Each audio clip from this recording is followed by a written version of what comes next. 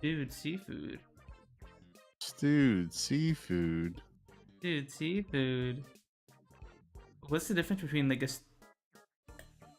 I can't taste the difference between like a stewed seafood and I don't know. Fried fish.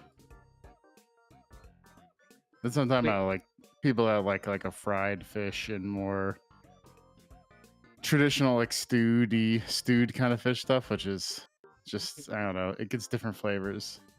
It's more like putting seafood flavor into like a broth or Okay. a stew, and you get more.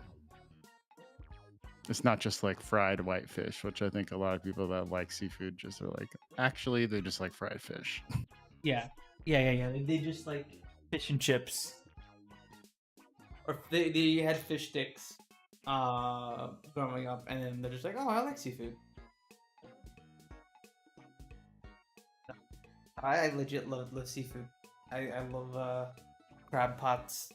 There was a Joe's Crab Shack that would go to a bunch back in New Jersey, and it was pretty good.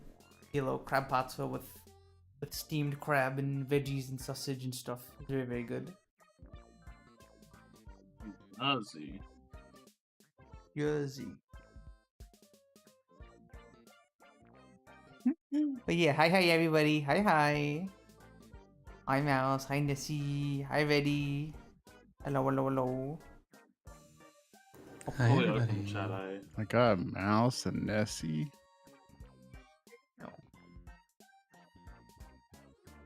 Hope everybody is doing good. Hope everyone is having a very lovely Saturday today. My Saturday was pretty good.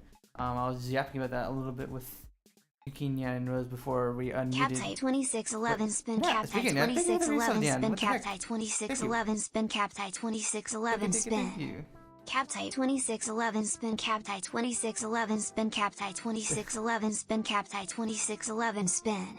So true, Jamie. So true. Captai 26111 spin. Captai. Captai. Did you say Dan? Dan? Diane? Danske creme? Dance's creme? I didn't say Dan. Oh, huh? What? No. Oh, damn. No. I thought you said Dan. No. What did you say? I'm just dying. You're dying.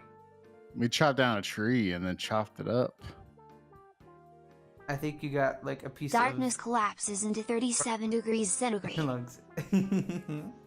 It's in my brain, actually. Yep, you have wood brain. Well, some have said that of me before. The wood did have mold in it. No, now Nyan's affected with the mold too. No. I think I've already got some other mold competing in the brain. There's like a mold. There's like an air vent with mold on it that's blowing in my face when I sleep. So I'm sure it's like colonizing my brain. Uh-oh. Hey. You should probably get that checked out. Yeah, I was gonna say, you should probably like do something about that. Yeah. You know, it's an old house. You get condensation in the vents. Yeah. Fixin'. Me and Seal went out to get ramen for dinner today. Very, very tasty. Yummy. So you like the fattier ramen, Punz? It's not too much.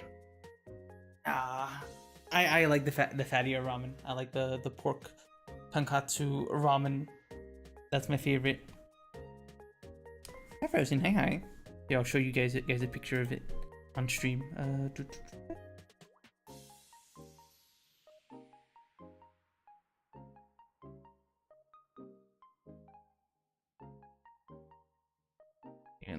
show you, chat. This is the ramen I had today. It was very, very, very good. It was like black garlic pork tonkatsu ramen.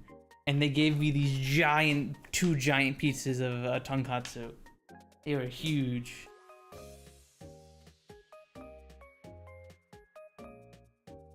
Yeah. I love going out and getting some nice, good, proper ramen. Yes. There is a lot of pork in there. Yeah, I know, right?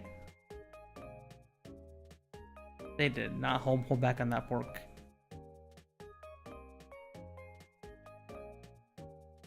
A generous portion.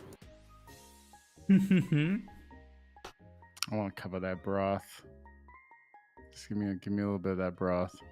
I do have some of it in the fridge. Actually, I wasn't able to eat all of it. I left some of the like half of one of the tonkatsu, and the broth left. I brought that home. Do you have ramen at home? You could like make some ramen and add it to it. Ooh, that's a good idea, actually, Nyan. We do have some of the instant ramen at home.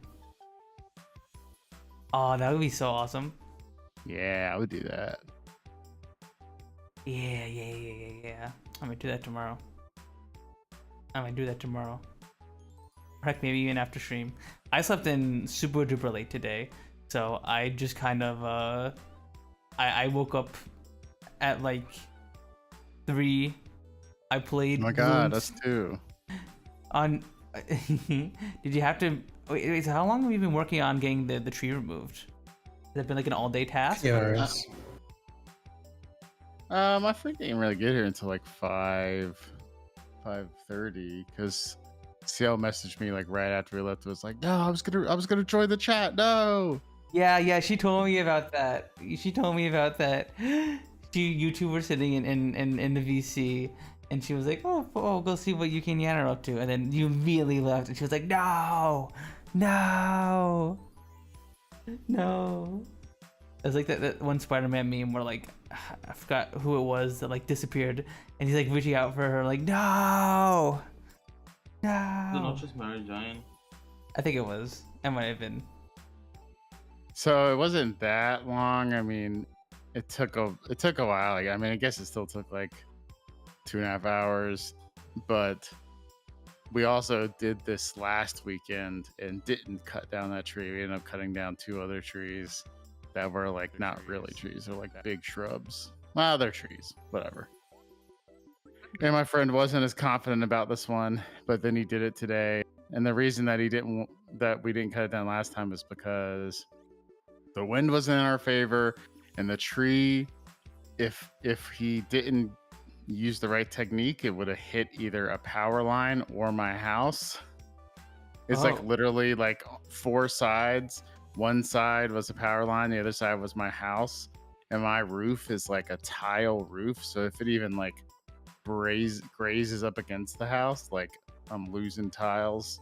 So, but he cut a wedge in it, and he was very like intentional about it. And me and Catherine were pulling on a rope tied to the tree, and eventually it went in the right direction, and we cut it up. Yeah. Other than watching like anime, that's pretty much most of our day, though.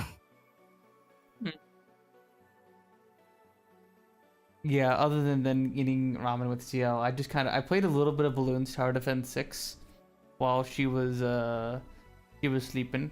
I did one of the boss events.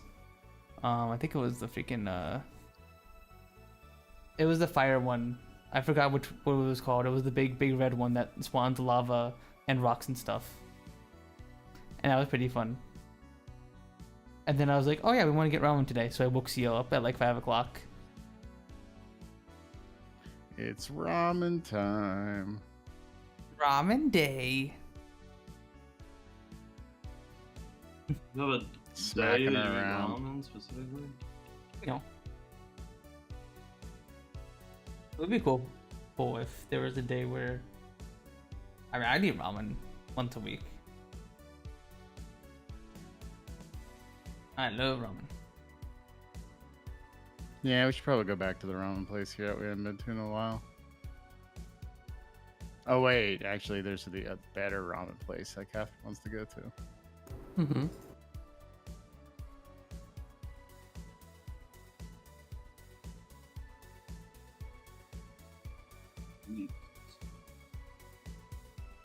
Do you also have boba at your ramen place? What did you say? What? Is there a boba? Is there a boba at your ramen place?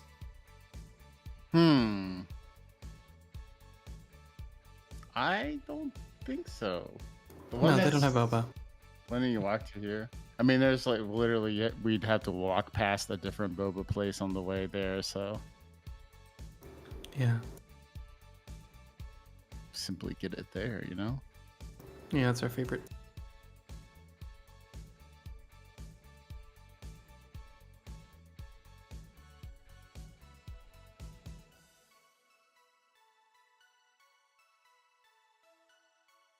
Which, yeah, we haven't gotten boba in a little while. We'll get boba sometime. True. It's good. I like getting boba when I get ramen. Although it can be very filling if you like drink it all down. Sometimes I have the problem where I will order a drink at like a restaurant, and then because I'm hungry, I will suck down the drink. And then when my food comes, I'll be like, oh no, I'm already full. Oh no. Is anyone else like that? Not. Not?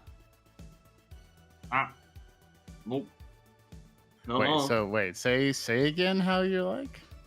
I will like order a drink at a restaurant, and then I will slurp it all down before the food gets here, and then my tummy's all full from the drink, and then I'm like, oh no, I'm all full. I can't say that happens to me. Not from a drink. It'd take a little bit more than a drink. Well, I'm talking about like soda or something, like one of the big cups of like Pepsi or soda or lemonade or whatever. Pepis. Pepis.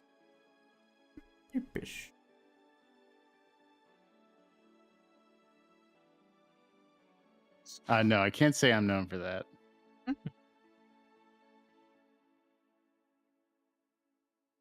Yeah, I would do that every now and again, so I'm more careful nowadays to not be like, oh, I'm gonna freaking I can't drink all this boba right now or else I'll be full for the ramen. I used to do that so now I never drink before the meal. Yeah, one of the things I do is I just don't get like I usually just get water when I go out to eat most of the time. Obviously, like when I went to get ramen, I got boba, but most of the time when I go out to eat, I just get like just water.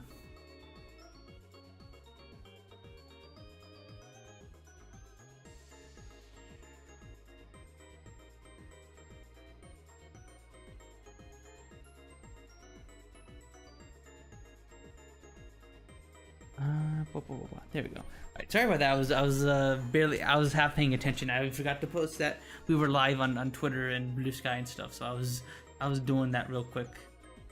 I was trying to multitask.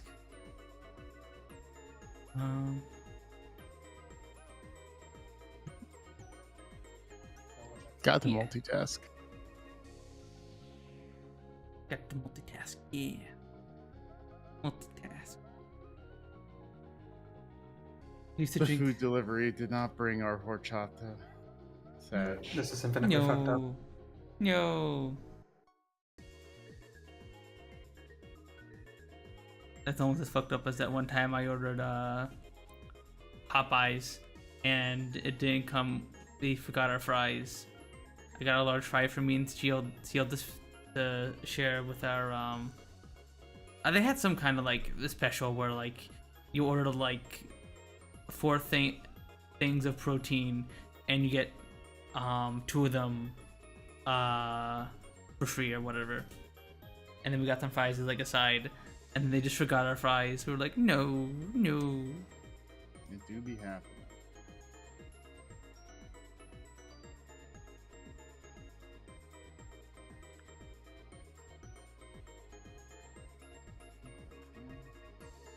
I'm sleepy for some reason.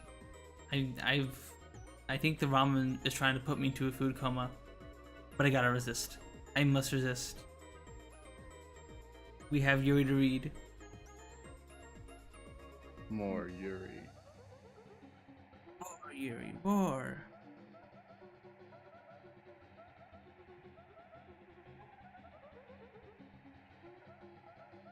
I guess if we're done with our yapping, we could just get right into the gum.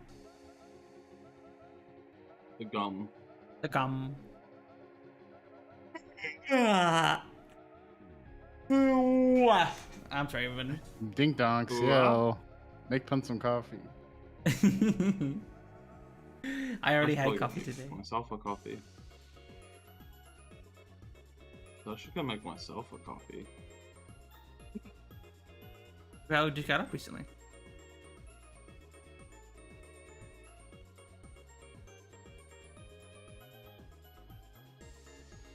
I had coffee earlier today. I mean, we've been meaning to go to the grocery store, so and we're almost out of creamer, so I must save the creamer for tomorrow. No. We were gonna stop at the grocery store on the way back, but like it was too late by the time we were done. I mean, because of me and Mello would have been fine, but Yeah, but we didn't know that at the time, of course. yeah. Hey. Hey. But I'm not used to thinking about or considering this until like later in the day. And be like, is it Saturday? Oh yeah. So the sun was still up. So I was like, oh yeah, it didn't even cross my mind. No, that's my fair. That's friend- fair. My friend sent a picture of the tree partially felled.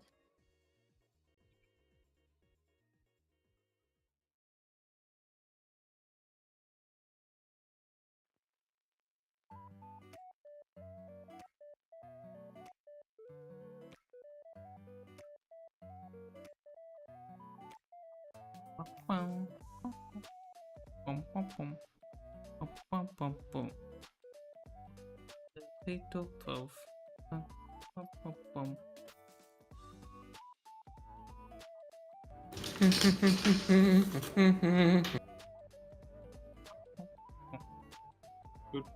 There we go. Last time on Fatal 12. Yeah, I think some significant stuff happened. yeah, some very significant stuff happened the last time on Fatal I 12. don't think it happened.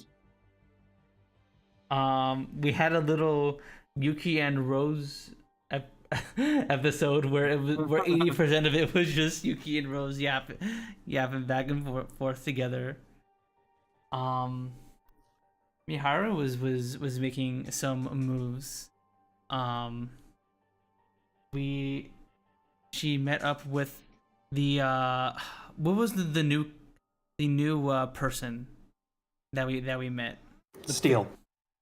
Met with Steel. with Steel, the Moroccan, the last contestant that we haven't met until now. And Steel, Miharu, Federico, and what was your character's name again? Yuki? I forgot. Odette. There you go. Keep Odette. forgetting Odette. Okay. Yeah. Yeah, Odette. All decided to team up and help take down you.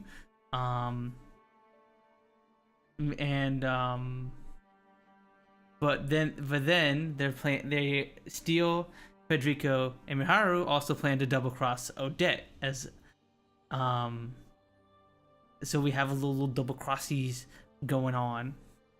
And then at the end of our last stream, Odette offered to work together with Rinka to stop you and because apparently Yu's terrorist organization is gonna do some kind of big terrorist attack in a few days or something. And we actually left off with a choice. And we did not make a decision. I left everyone on a little cliffhanger, for to end the episode. I say turn her down. I mean, accept my conditions. What do you think, Nyan? What do you think, Rose? Well, I don't know. Yeah, I actually think her deal sucks because Rinka has to kill herself for it because that's her condition. Yeah. Wait, what's her condition? So I go say hi. So last time, when Odette, part of the deal with Odette is that she wants Rinka to stop you and eliminate you, but in return, Odette wants Rinka to give her all of her cards, so that Odette would have the ability to eliminate Rinka whenever. Yeah, it seems like a bad trade. Yeah. Odette, What is she gonna do about you that anyone else isn't going to do? Odette says she knows that where you is going to be in the next few days. That we don't know why. Says she knows they're gonna do some kind of attack on the Summary Hope. We can But once we do eliminate you, everything they did is going to be undone. yes, So and that would bring is- Naomi back, and that is why Odette is basically saying, like, I will help you bring Naomi back. In exchange, you will give me your cards.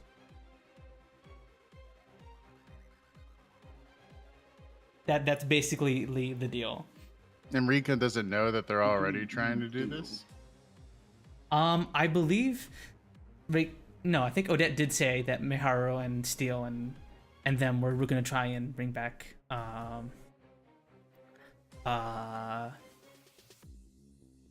try and eliminate you.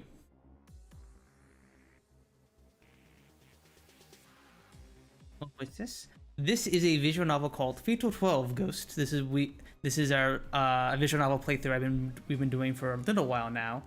This is a battle royale visual novel where 12 people are given who have died recently are given a chance at life to be brought back to life. They must compete with each other in a battle royale game where they need to find 3 pieces of information about each other in order to eliminate them from the game.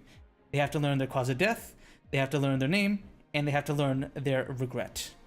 And the last person standing gets brought back to life. If you die in the battle royale, you're obviously dead for good. And when you're eliminated in the battle royale, all of your actions that transpire during it are reverted. So if you kill a person if you're brought back for the battle royale and you kill an innocent person, they get brought back to life if you're eliminated. So right now where we ended, we're us, the main character. We're talking with another contestant, Odette, here about making some kind of deal.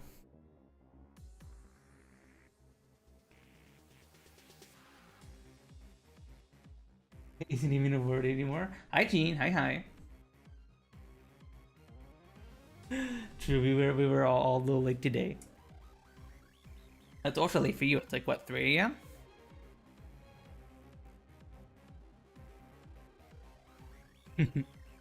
But yeah, what are we thinking, guys? You want to turn her down? I say turn her down. Yeah, turn her down. Like I said, I am going into this blind, so I don't know if this is the correct choice. I don't know if this will have consequences. It might not.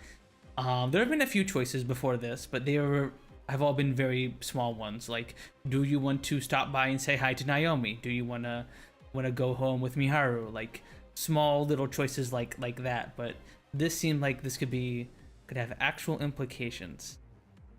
So I have the save just in case if we ever do want to go back and get another ending or whatever happens. So yeah, I think we shall turn her down. Like hell would I accept that? Oh boy. You've been talking down to me this entire time. I know you're hiding something. You can't eliminate you on your own. You know Miharu and the others won't be able to learn his regret either. You said you were here to help me, but that's a lie. We're both on equal footing. I'd be helping you as well. So you ain't concerned about your dead pal? Are you deaf? I said as well for a reason. Eliminating you, bringing back my friend, and preventing innocent people from getting caught up in a terrorist attack. You're the one who's going to help me accomplish that. There's a certain ferocity behind my each and every word.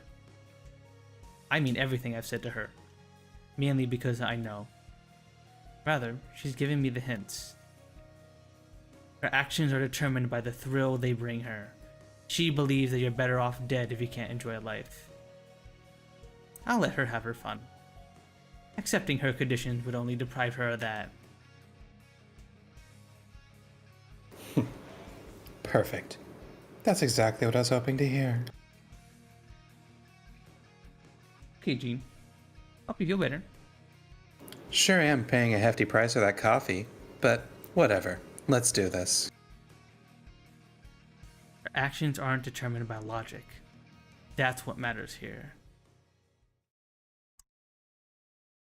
Interesting.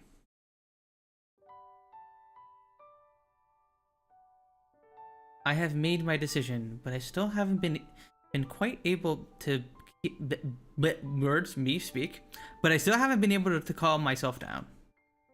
Odette wants me to oh my god, Jesus Christ.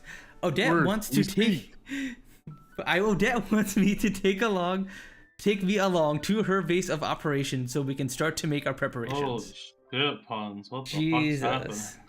Jesus. That ramen is kicking in, everybody. It's giving me I can't really Intoxicated off the pork. Yep. I'm high off the pork fat. She says I'll take about 2 hours by car to get there. She apparently got one ready for us. Goes without saying that it can't be traced back to her either. I'm exhausted. Hard not to be after everything that's happened today. In an ideal world, I'd like to dive into bed, but I don't have that luxury right now. We'll both be up all night once we get to wherever she's taking me. We have plenty of planning to do. Honestly, it's amazing how far from reality this all feels. My mind flashes back to the exchange with Odette as I pack a change of clothes and my phone charger. Started to settle in. I'm working with her now. In all honesty, it's reassuring. I didn't think highly of her after hearing about how she took Sonia's parents hostage, but she doesn't seem all that bad now that I've spoken to her in person. That said, there are aspects of her I don't understand. Why would she reveal her name to me without demanding anything in return?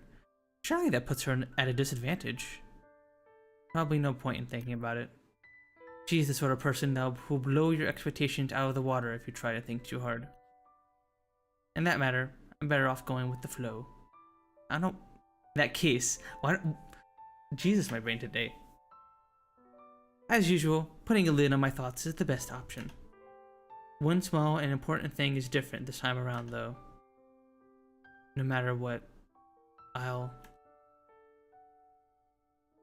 You done yet? Odette, you caught me monologuing. What the heck? Odette shouts up at me from downstairs. She must be tired of waiting. Telling her I'll be right down, I make my way toward the stairs. Let's get moving then. A blue car is parked outside. It has a nice coat of polish. Definitely not the kind of car you see around the city. Yep, a bona fide luxury car. The driver's seat is even on the right-hand side, so it must be foreign. There's no way we won't stand out in a car like this. So, who's driving? Relax. Cars ain't no thing when you're used to steering boats. Which side of the road do you drive on here? The right? The left. I know she's joking, but I still shout my response. It's hard not to when you know you're about to be her passenger. Though do I know that her driving would turn out to be even more atrocious than expected, beginning a grueling 2-hour journey. What'd you say, Rose? The left-hand driving based. Yeah, I think I definitely. I haven't tried driving a right-handed car, but I don't know. Left hand is in like driving on the left hand, like. Oh, on the I thought you meant left-hand like side the of car. road. Okay. No. I don't know. Something about it just ain't right. Yeah, I agree. I like having the driving on the right.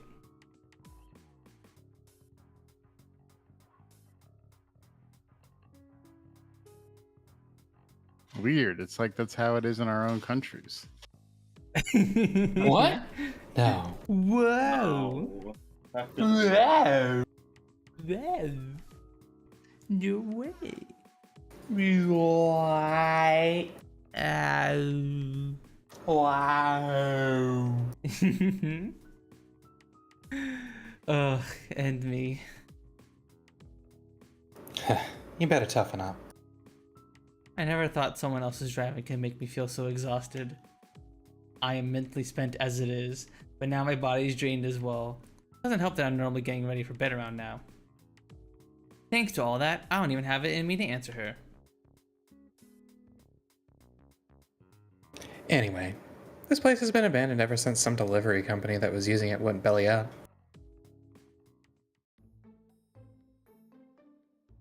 Look me at my wine glass. Okie dokie, Rose. Classic, Rose, classic. We arrive at an empty warehouse on the outskirts of town near the shore. The road signs we passed said we were going towards Yokohama, so I estimate we're somewhere around there. As Odette said, this place really looks abandoned. Rusted metal and broken windows are its defining features. I'm not sure if desolate is the right word to use here or not. Ain't nothing left from it when it was in use, so yeah. Who knows, maybe all the pent-up grudges of the former workers turned into something sinister. Don't say stuff like that. You know I'm joking, right? Ain't no such thing as ghosts. I don't believe in ghosts either. It's just that the atmosphere here creeps me out.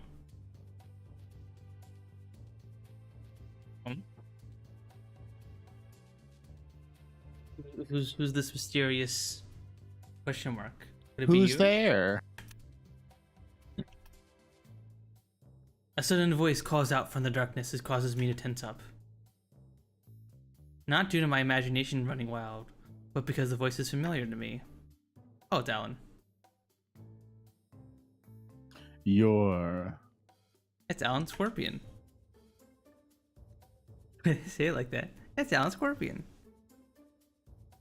His figure becomes more clear as my eyes adjust to the darkness. Did he just happen to be using the same place as Odette? After that seemed awfully low. Yo, I brought her with me.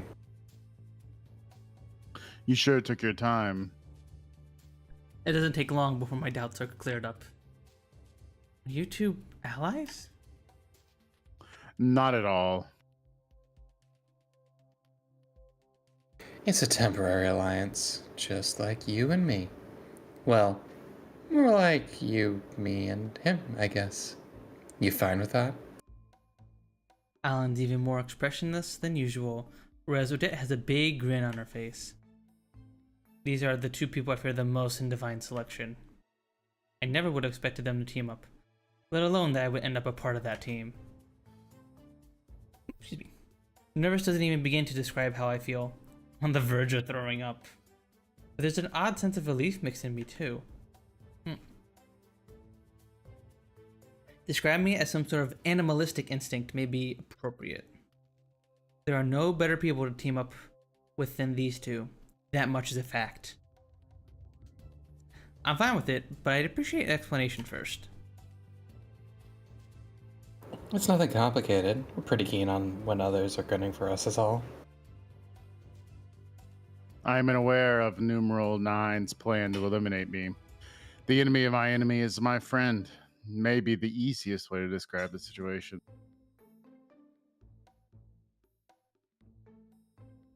We could go straight for dumbass Federico, but that'd be a bit boring. Instead, let's get rid of numeral 4. Ain't nothing more interesting than taking their prey out from under them. I figured it would be something like that. There's no way these two would work together otherwise.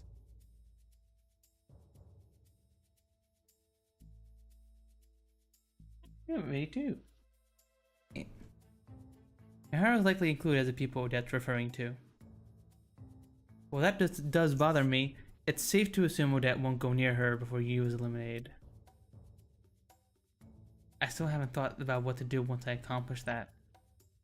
Ideally, I'll have the opportunity to talk things out with Miharu as soon as possible. I need to be careful about that, though. The others are only cooperating with her because they're under the impression that we're no longer friends. I turn to face Alan. Does he know the condition that Odette presented me with? Why me of all people? I'm aware of your ties to numeral 4. If anyone can find out his regret, it's you. Our interests align in that regard. As usual, I can't figure out his true motives. 4. He mentioned wanting to see how far my mindset would take me. Is he using this as an opportunity to judge that? Let's cut the crap and get to it. You bring the goods. Indeed. That said, he carries a number of sturdy cases over towards us. Odette proceeds to open them up with a wide grin on her face. Inside are handguns. I assume the differing shapes mean they're all different makes. There are 3 in total. An M500 revolver, a Beretta, a Tokarev. You sure got some good pieces here. Wait, this Tokarev's a knockoff, isn't it? Don't complain. Getting 3 guns in this country was hard enough.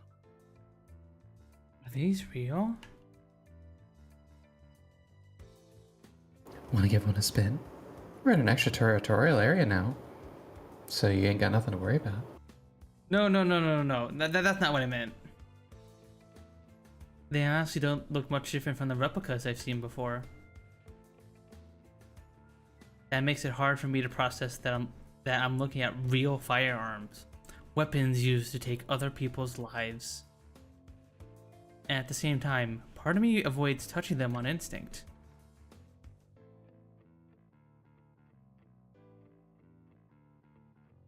We're going up against a terrorist organization, kid. Ain't no one gonna do that without weapons. These are for self-defense. We don't have enough ammunition to engage them in a firefight. I figured you weren't some run-of-the-mill dude, but now I'm real curious about your background, Mr. CEO.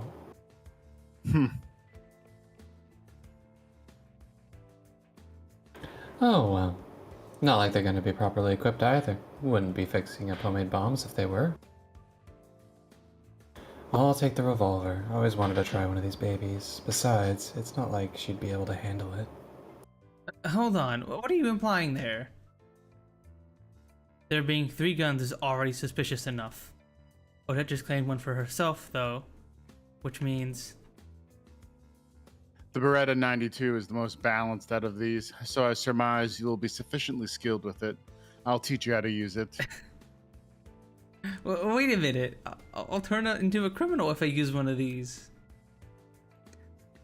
Odette stares at me in astonishment as I panic.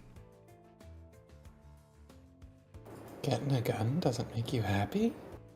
No. No one's forcing you to use it, but you are better off keeping one on you. You will be in a much better position against unarmed people with it. But Give me a break, kid. We ain't talking things out peacefully tomorrow. It's gonna get real nasty, real quick. Her sharp glare shoots straight through me. The same look she gave me in the Court of Fate. A look of a predator ready to strike its prey. All it does is remind me of you. Of the classroom draped in fire. Of the deafening explosions. She's right. We're beyond the point of no return. I've already gone through all sorts of experiences that no regular person ever will.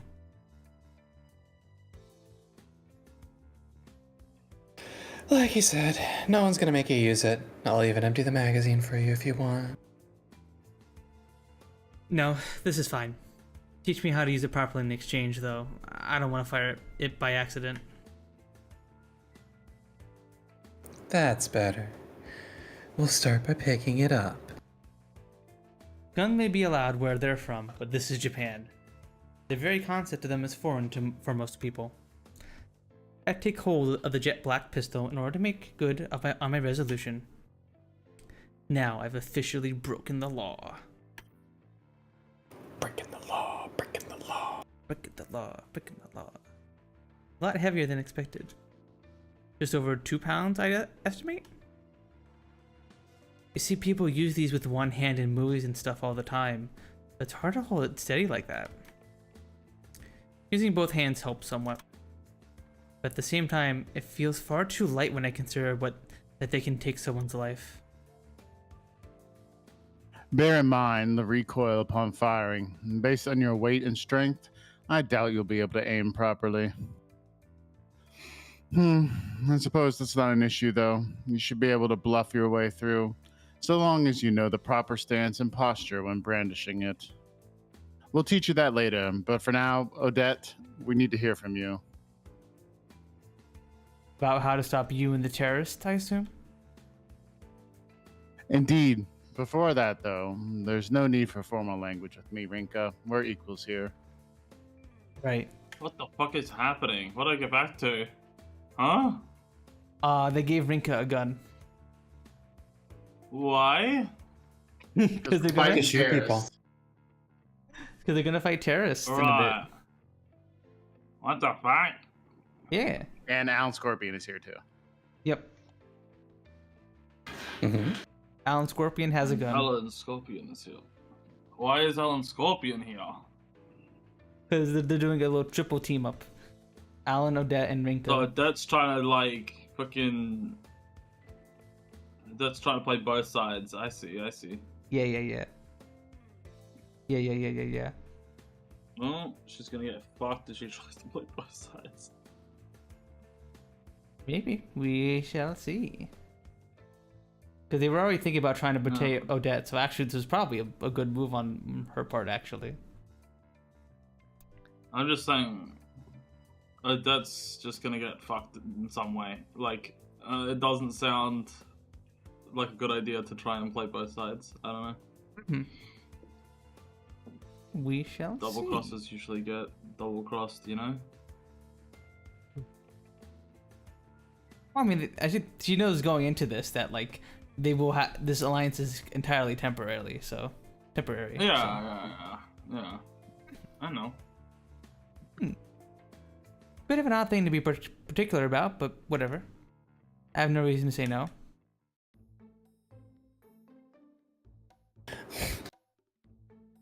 Sorry, I went to talk and immediately coughed.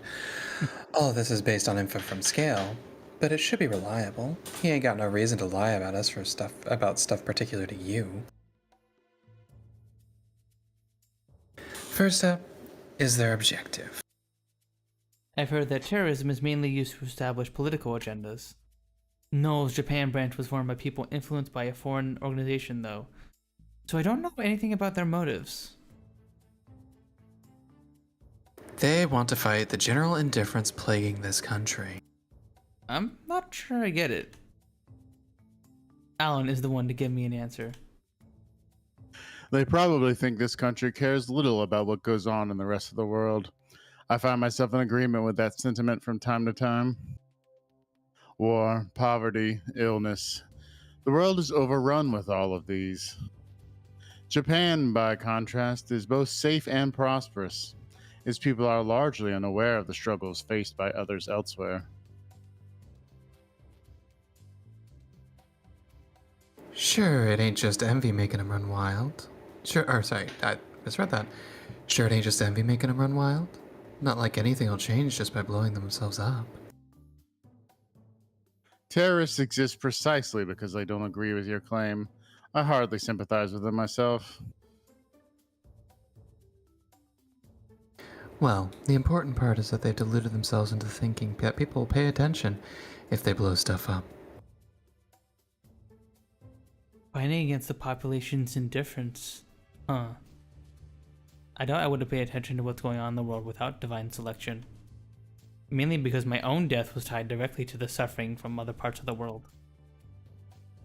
They're hurting others for their own selfish beliefs.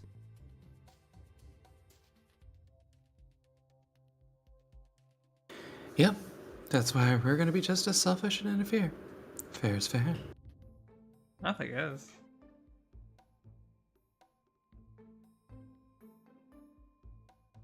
Scale keeps going on about justice and crap, but that ain't got nothing to do with us.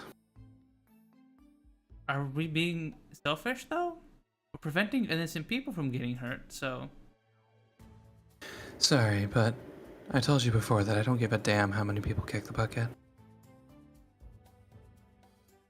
Same way you'd be more upset over your friend dying than if a bunch of people halfway across the world got blown up. Humans ain't built to care about everyone.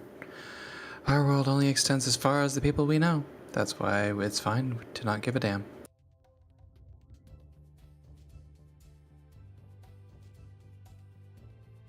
Their desire is not realistically attainable.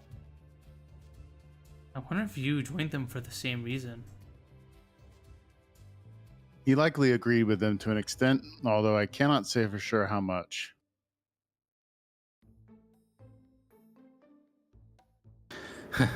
You're the one who's gonna get that all out of him, Rika. Once done with that topic, Odette continues with her explanation of their plan. They're likely to carry it out using the same type of explosives as those used at Amicia. How many will there be? He didn't know, but chances are it'll be more than one location. The plan will probably involve targeting a few places at once. No way. Odette said earlier that they would want to go out with a bang. No doubt it would be devastating if their plan goes off without a hitch. Tokyo Tower is located in the Minato Ward, which is also home to other important places like the Imperial Palace and the National Diet Building. They'll be the center of Japan's attention if they target a place like that. Plenty of tourists have been visiting there ever since the Sky Tree got built. The entire world will have no choice but to take notice once terrorists become victims, at which point they'll be able to spread their message. They may have factored all that into their plan. We're best off focusing on Tokyo Tower and leaving the rest to the police. Huh? Didn't you tell me that we shouldn't get them involved? I mean, I only meant in respect to you. If the Giornos know this much already, then the police should have a rough idea of what they're planning. Security is tight around that area. They won't just sit back and let terrorists have their way, so we should leave it to them to deal with the non-participants. Ironic as it is, our previous deaths will keep us safe no matter what we do. You think they'll try to use the other attacks as a diversion?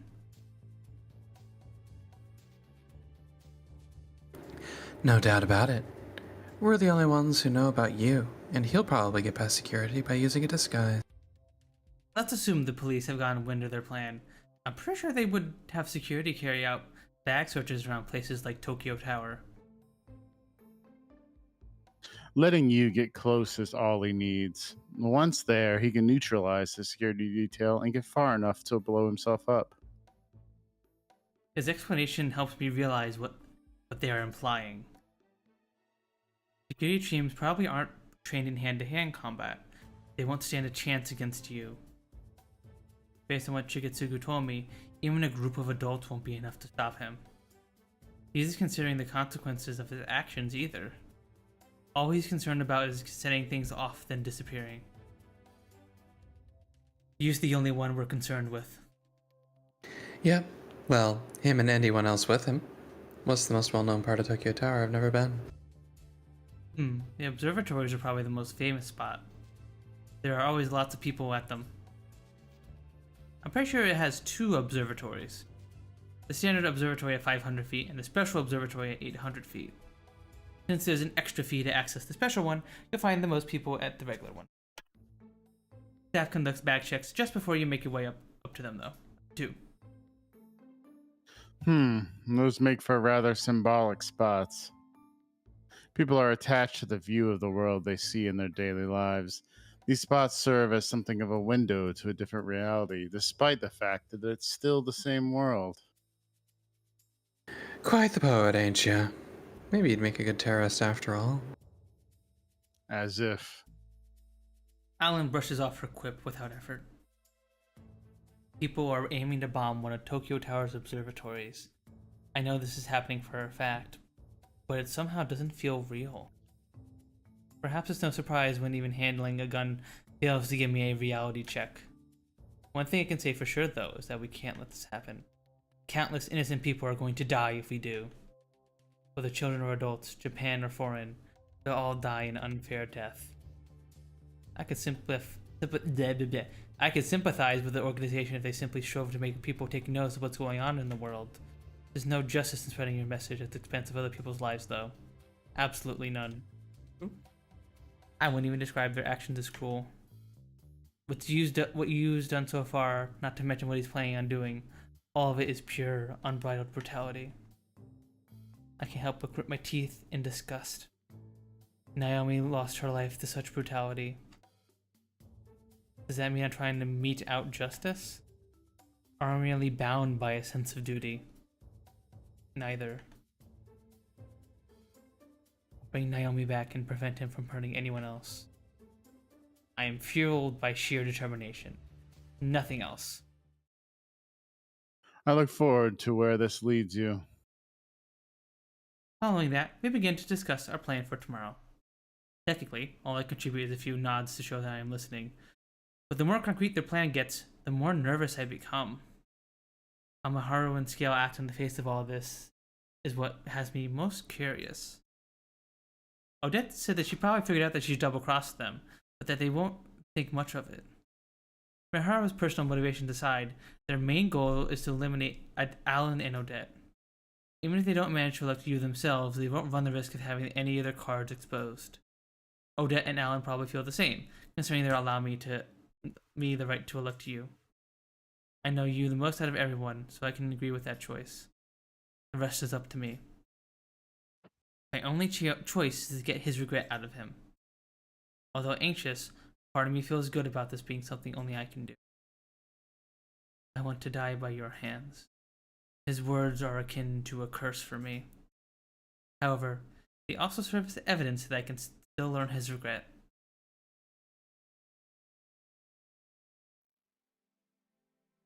Just as Odette said, I don't go home once we finish our talk. I stay at the warehouse to get some sleep.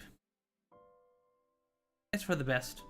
I'd get arrested immediately if I were to get caught carrying a gun, and according to her, it's far less risky to move in the morning as opposed to the middle of the night.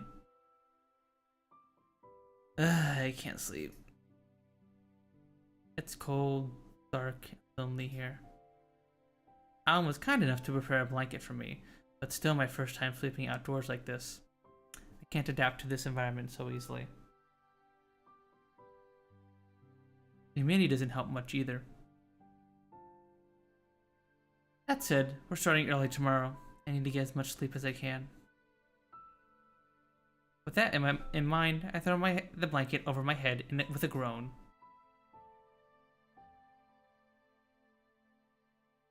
You should get as much sleep as you can, kid. Says the person who's not sleeping. I'm surprised you're worried about me. You're the key to this whole plan, unfortunately. Don't worry about me, though. I ain't a scrawny brat like you. How much for pulling your punches? It ain't unusual to go a night for two without sleep on a boat. Then again, there are other times when you're so bored out of your skull that sleep's the only option. On a boat? I realized that I'd begun to take an interest in her through my inquiry. I was so terrified of her before, but now my impressions changed just after speaking to her for a bit.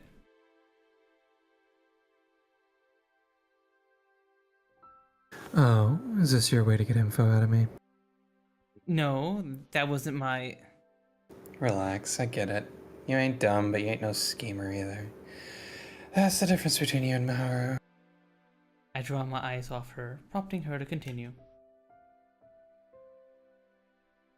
I'm a woman of the high seas, despite appearances. I think that makes perfect sense, actually. You could call me a shipping agent of sorts. Not your run-of-the-mill one. I'd ship anything from letters to illegal goods, so long as the request interested me. Weapons, illegal booze, you name it. Even people at times. But one thing I never dealt in was hard drugs. I just ain't about that. You'll deal in slaves, but not drugs? An interesting line to draw, Odette. Maybe she didn't mean slaves. Maybe she meant she was smuggling people that aren't supposed to be there. Yeah. The one thing...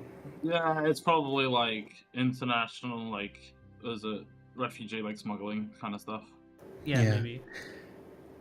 Didn't stop people from coming to me with them, but they're sleeping with the fishes now. I'll assume that's a metaphor. He laughs at Punz. Hearing about the work she does throws me off yet again. Our perspectives on what is normal must be completely different. In that sense, I've been completely blind to how people other than myself have gone about their lives.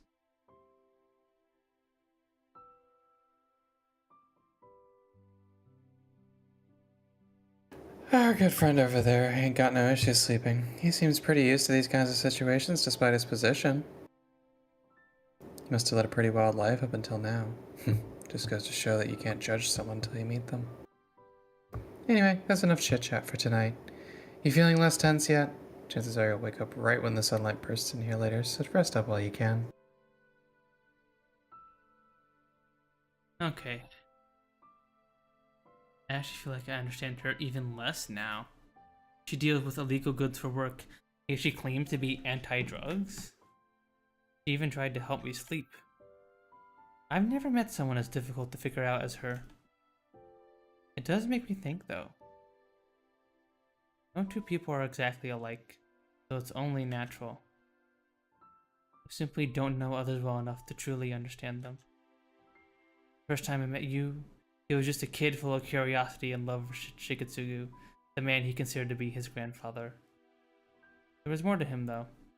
He was also a member of a terrorist organization before that. He then became the one responsible for Naomi's death. Now he wishes for his death by my hand. I don't know which side of him is the real one. I will soon, though. I'm sure I will tie into his regret. I feel my body gradually reach its limit as I think about this. Soon enough, I succumb to the temptation of sleep.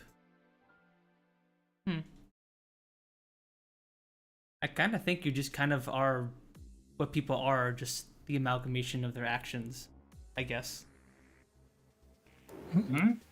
And that's not too much deeper than that. People are just their actions? Yeah.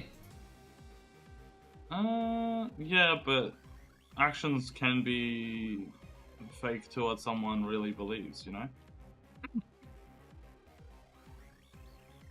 Well, yeah, like faking an action also counts as like. Oh yeah, but person. Like, I don't know. There's like people who like give a lot to like charity, right? Like rich people, but they only do it so that they look good. That doesn't make them like at all a better person. just because they did a good action doesn't. It's just the intention behind it. Yeah. Oh yeah. I know. Definitely. I'm not saying like actions without removing the context. I'm including the actions in that, and the intention and the context of those actions, of course. Like, yeah. Just saying, someone can be an awful person even if they've done a bunch of good things, you know? Yeah, definitely.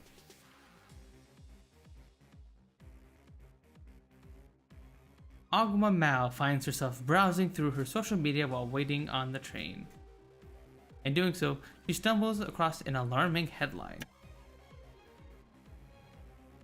For real? Terrorism? For real? She follows the headline to its source right away. This is an article she has to read, no matter what. The number of bags with suspicious materials with them have been found around Kamayacho, I don't know, station. Sounds related to what happened with Naurin. Suspicious materials probably means bombs. Did they manage to catch whoever planted them? Mao isn't familiar with the station itself.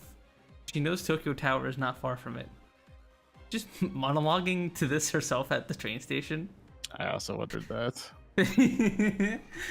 Imagine she's just sitting there, and somebody's like monologuing to herself about bombs next to you.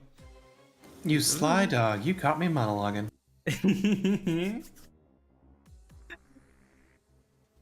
She's also aware that merely one station away from it is Kasumi. Oh god, I'm botching this. Kasumi Gaseki? Kasumi Gaseki. Thank you. Home to the majority of the country's cabinet ministry offices. What's more, Roppongi is in the opposite direction. Was this an attempted terrorist attack? An attack there would throw all of Japan into a panic, depending on how far the damage extended. Mao typically only pays attention to celebrity news, but even she comprehends the potential danger here. Whoa, they still haven't found any suspects? Based on the article, all they had found were the bags. Emeka even got a mention. The events at Emeka were widely considered to be the results of terrorist activity now. Reporting an attack on that scale as a mere accident, especially when it came to life, is simply impossible. Only a week has passed since then. It's only natural for this discovery to be linked to what happened there. Hopefully they'll just get caught soon, for Naomi's sake. I wonder if Rennie and Miarun saw this already. Might as well link them, just to be sure. I'll paste the link to the article in their group chat. The very same group chat that once included Naomi. Come on. Why do they never look at their phones when I need them to? Donald. Just as her claim implies, neither of them have yet to read her message. She truly believes this is the case they should be invested in, more than anyone else.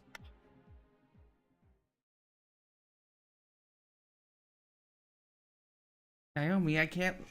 No, Mao, I'm busy doing fighting terrorists. I can't look at my phone. Tokyo Tower, one of the most famous structures in Japan. While its 1,100 feet of height may fall short compared to the skyscraper's 2,100, it remains an illustrious sight among the cityscape. The observatory, perched 800 feet above the ground, may require a fee, but one can easily see the entirety of Tokyo from it. Viewing the city from such a height truly gives a new perspective for what is found on the surface.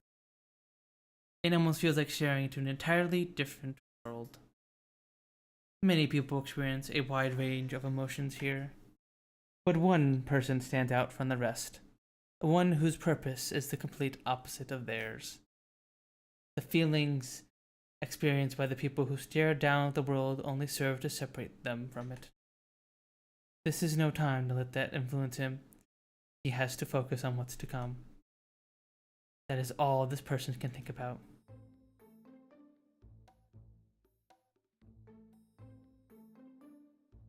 I hate I Tokyo hate it. Tower. Grr. It is none other than you, the boy meant to lose his life upon carrying out a suicide attack on the Yamanote line. His irritation comes out not only from a sense of duty to alert the world to the plight of others, but also from his own emotions. Emotions he simply cannot control. They became an inseparable part of him from the moment they sprouted. It hurts. That reality pains him. He glances at the phone provided to him by his organization and checks the news. Reports say that a number of bags with bombs inside have been found in the area. Investigations to determine the responsible party are currently underway.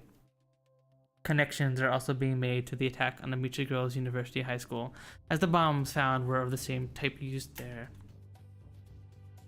Everything's going well. The more security is concerned with what goes on away from here, the less attention they'll pay to him. Besides, he is well aware that the few people in this country would suspect the child of being responsible for a terrorist attack. They can never fathom that the things they see in the news are happening right next to them. He squeezes the bag he has hoisted in front of him tight. It was the very same bag he was meant to use on the Yamanote line. The keychain attached to it is one he picked himself. However, the explosives within are completely outclass those he used back then. They are custom made by one of the organization's members, one whom you has yet to determine whether or not he's referred to as an ally. They know their organization on the brink of collapse. They put all their knowledge and spirit to work. The explosion won't kill you, though. Countless people will die within one of the country's most famous landmarks. But among all the bodies, you will stand tall. Not being able to go out as a hero is somewhat disappointing to him. The world won't have a choice to take notice of these events. Of course, this isn't Yu's true motive. I can't stop myself anymore. That's why you need to. And when you do, kill me. His words, while they fall on deaf ears, are directed to one specific person. I better get going. Yu lines up to purchase a ticket to the observatory, which he accomplishes with ease. It's somewhat rare for a child to come here alone, but not enough for anyone to suspect him. He is just a child, after all. The lady at the counter would never expect that a bomb sits within his bag. Up next is... Yu casts his glance toward a staff carrying out bag check. There are two ways to reach the observatory. One is with the emergency staircase, the other is with the elevator. The emergency staircase is open during the day for all to use. It should take around 15 minutes to reach the observatory by that route. In order to maximize the number of casualties, both paths must be rendered unusable. That's what the other members are for, however. The plan has already been put into motion. It's time. A hint of severity takes over his expression. His pupils widen like those of a wild beast. He makes his way to the baggage check line. In front of him is a child even smaller than him, alongside their parents. He makes sure not to look back in order to avoid suspicion. Behind him is also a girl around his age. And again, Rinka looks around the same age as him, judging solely by height, so he cannot be certain of this. Like those people matter to you, his only concern lays in whether or not he knows his any participants, such as numeral 11. The family in front of him passes through the check without issue. Up next is Yu himself. The moment the staff approaches him, he moves on reflex. Ha! Damn. I did not expect to see this sprite. Me neither. I assumed we were just gonna like beat him up, but damn, okay. You cast shit. gun. Stances up with a pistol. He pulls out the gun he had kept hidden under his coat. A Glock 19 is both compact and simple to handle. This is no toy gun. It is as real as they come.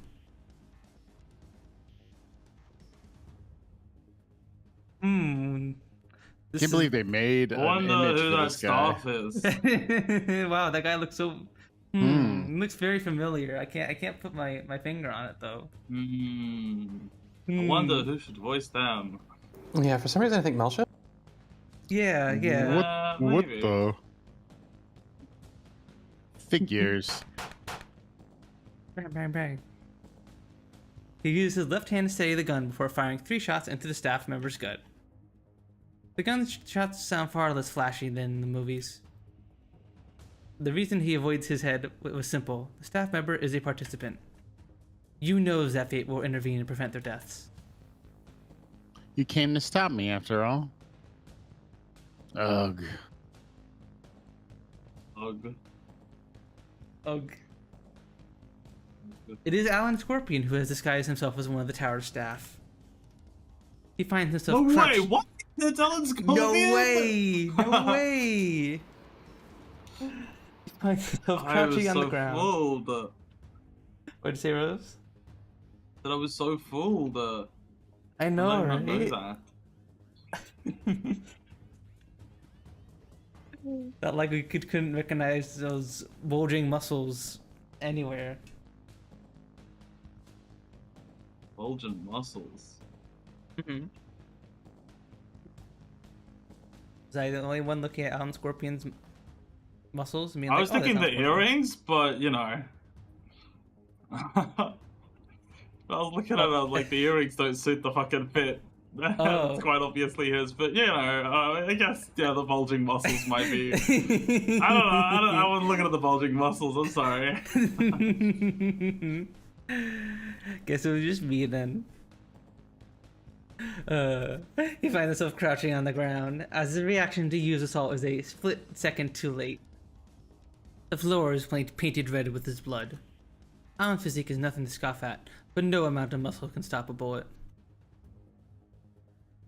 The damage done will be minimal due to the bullet being fired point blank, but it will be more than enough to render him immobile. Yu wastes no time with this opportunity. He reaches back and grabs the arm of the girl behind him, pulling her over to him and then pointing the gun at her head. Consider her a hostage.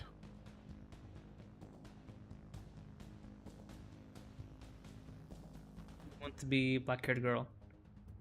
Oh my god. Are you not looking at the... Yeah. Oh yeah, that's Rinka. I'm stupid. Punz. I'm stupid. Yeah, look at the dumb. jewelry, man! Oh my god. I literally told you with the last character that the jewelry was so obvious. And then you didn't fucking pick it up on this one either. I'm falling for all the disguises. Whoa, who's this new character? Whoa! No way, new character. Whoa! Whoa! You're so... I'll kill her if you stop the elevator. Yu has no issue whatsoever with killing non-participants. No one among the crowd is gallant enough to try anything either. Every last one of them is... I was gonna say, if I ever see you, I'm gonna put on a hat with the like glasses and the like fake mustache. And see if you notice me. Are you gonna wear the ones with like the all the freaking ones where like the glasses had little squiggly lines in them, like the cliche anime disguise? Like I mean that's what I was referencing. Yeah, the cliche fucking disguise. Fucking hell. Like, whoa, hi there. I'm looking for my friend Rose. Have you seen her? Wouldn't fucking know, I swear to God. Last one of them are paralyzed with fear after witnessing what just happened. They don't even run up to Alan to make sure he's okay. All they do is scream. Full-scale panic is already set in by the time the other staff and those whose curiosity got the better of them come to the scene. The situation is far too beyond anyone else's control at this point. Wait. Any normal person would have collapsed from the pain posed by those wounds. But Alan remains able to stare Yu dead in the eye. split-second decisions are what the entire situation demands.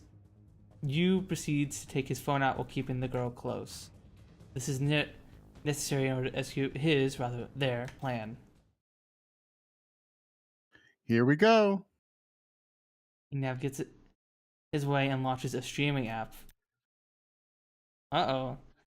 The account used for their particular stream is anonymous, but he has all the confidence in the world that the channel will spread like a wildfire thanks to social media. I think this is how you do it. He has gone through the motion previously, but it's still hard for him to figure out. He turns on the phone camera towards himself to make sure he's in frame. Keeping an eye on what's going on around him, he makes a number of inputs before setting the stream to go live. The title of the stream.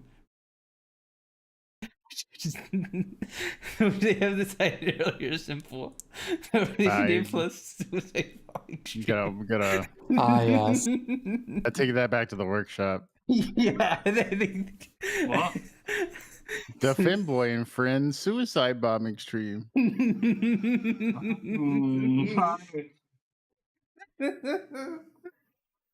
I don't know if that's a good brand name. Yeah. Or a good title. I don't know. You gotta work on your SEO there. You gotta work on that. You, opting not to rely on his card book, speaks to the viewers in somewhat crude Japanese. This is where I put on a crude Japanese accent, right? I am about to carry out a suicide bombing at Tokyo Tower. Hey, viewers get hooked on by the title alone. That being said, the comments are full of nothing but trolls. Most of them are saying things along the lines of, "Quit the act, kid," and "nice publicity stunt, lol." Some other choice examples. "This is why they should age gate the net," and "Is this some new viral marketing thing?" The viewer count may have spiked initially, but many began to leave after seeing the wave of incredulous comments. A huge surge has yet to happen.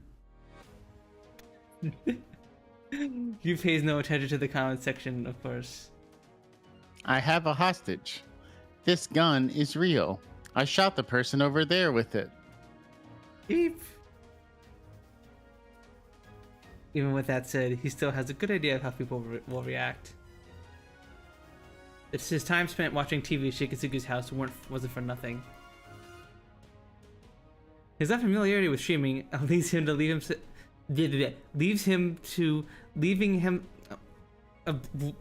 words. What? His unfamiliarity with streaming leads to him leaving himself out of frame at times, but he eventually turns the camera towards Alan. It's fine if you don't believe me. You're the same type of people I'm doing this for in the first place. This is a message for all you people who don't care about the world beyond your bubble. A message from those who suffer the most outside of it. You speak slowly to his audience. He figures the stream will be perceived as legitimate after showing both the gun and someone who's been shot by it. There will be people who think it's fake, but also those who will spread it under the belief that it's all real. Not to mention the possibility of people at the scene currently watching. The general population who comes to realize it is, though. The viewers counts continue to climb is proof of that. The admins likely aren't aware of the stream yet, but you knows they will be unable to cut it off even when they do take notice. Some of you have connected the dots already, but let me make it clear. I'm the one responsible for the bombing at Amicha Girls University High School. That makes me the one responsible for the death of an innocent girl. Of course, you only believe her to be innocent. But if you ask me, anyone without any concern for the world at large is anything but innocent. Even if you watch and read up on the news, that's a little more than an excuse. Let's talk about me for a bit. You lowers the tone of his voice a bit. Flashback. Oh, maybe not. Nope. What the hell? Is this really happening in Japan? Mal poses the question to herself as she watches the stream. The fact that it's happening right after she learned about the bombs that were found earlier takes her by surprise. The boy has both a gun and a hostage. Oh my god, it's now going to be like, oh my god, Rinka, there's a girl being held hostage that looks suspiciously like you. That'd be pretty crazy. Oh my god, this hostage looks just like you. What? Oh my god, you should meet her. You'd be best friends. What's more, she's already used the gun on someone. Oh, I clicked the wrong thing. I don't know if anyone noticed the tiny change in stream, but I have the visual novel on my monitor above basically where it is in OBS. So I have OBS in the background and I have the game in front of it, but I just accidentally clicked on the game in OBS instead of the game. I've done it before. His intent to make his way up to the observatory himself, the explosion has been made clear. Now I cannot believe this is Jesus, oh my god, my voice, my brain today. Ugh. Mao cannot believe this is occurring in Japan of all places. The boy makes it very clear that he is doing this for people like her, those who can't quite believe that this is really happening. Mao is unable to consider herself a mere bystander in all this, though. He's the culprit? He just claimed responsibility for what happened at Amicha. That makes him the one responsible for Naomi's death. Naomi wasn't just an underclassman to Mao, he was a close friend.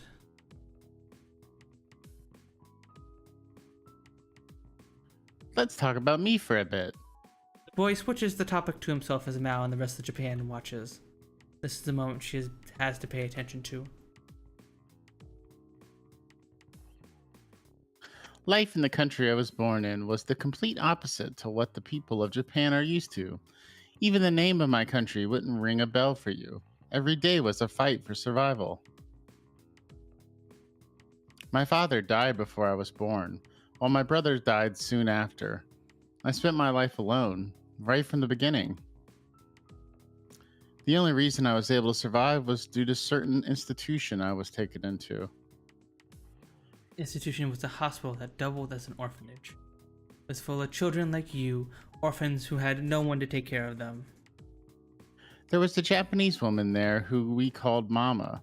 She worked as a doctor in the afternoons and at the orphanage the rest of the time. According to him, this lady also used her spare time to train new doctors. Not only was this the place rife with conflict, but it was also far from sanitary. There simply weren't enough doctors to take care of all the patients. Why is it swapping between narration and you talking? Like, I don't understand that the decision. They just didn't want it to be all dialogue. I guess, but like, it feels like very integral to the moment that this is all dialogue, since this is all being like live streamed. Or What's more, she took as much time as possible to look after the children as well. We were able to live our lives thanks to her efforts. She even took the time to make food for us every now and then. At the time, being around her helped me to understand what it must be like to have a mother. There's a limit to how much one person can do on their own, though. Physically, mentally, and financially. Medical treatment requires proper funding. There's no limit to where the expenses can go. Medicine, equipment, personnel, etc. The institution itself couldn't run without funding either. They needed an incredible amount of money just to provide the most basic of necessities. The number of patients and orphans only increased. As such, both the hospital and institution constantly lacked the money to run properly. Mama sought aid from Japan, her home country. Of course, they wouldn't provide her the money she needed. Money gathered by nonprofit organizations to aid such places existed, but it wasn't enough. That money wasn't provided solely for their institution either. No place on Earth is able to provide infinite funding. In the end, the people were there opted to ask you for help by setting up a funding service on the internet. You're all aware of how that went, aren't you? We barely received anything, and the mama eventually died from being overworked. That was akin to losing his own mother. For the institution itself, they had lost the one major pillar supporting it. Mama used to say that the kindness of Japanese people would make things work out. They would come to the aid of a fellow countryman no matter what. The people of this country would feel her plight as she worked hard in a far-off land. She truly believed in the people of her homeland. I believed her words because they came from her. It was all a lie, though. You people didn't care. Not about my country, not about Mama. Yu runs down the events in his life that have led up to now. That's just... Mao struggles to find the right words. Based on his age, Mao had been born during that whole ordeal. Despite this, he had no clue that any of what he had just said had happened. The fact that he had brought a fellow Japanese into the equation settled things. I mean... She hates this boy for what he did to Naomi. Just thinking about him makes her angry. Still, she finally realizes that she should direct that anger at herself, too. Age is of no consequence here.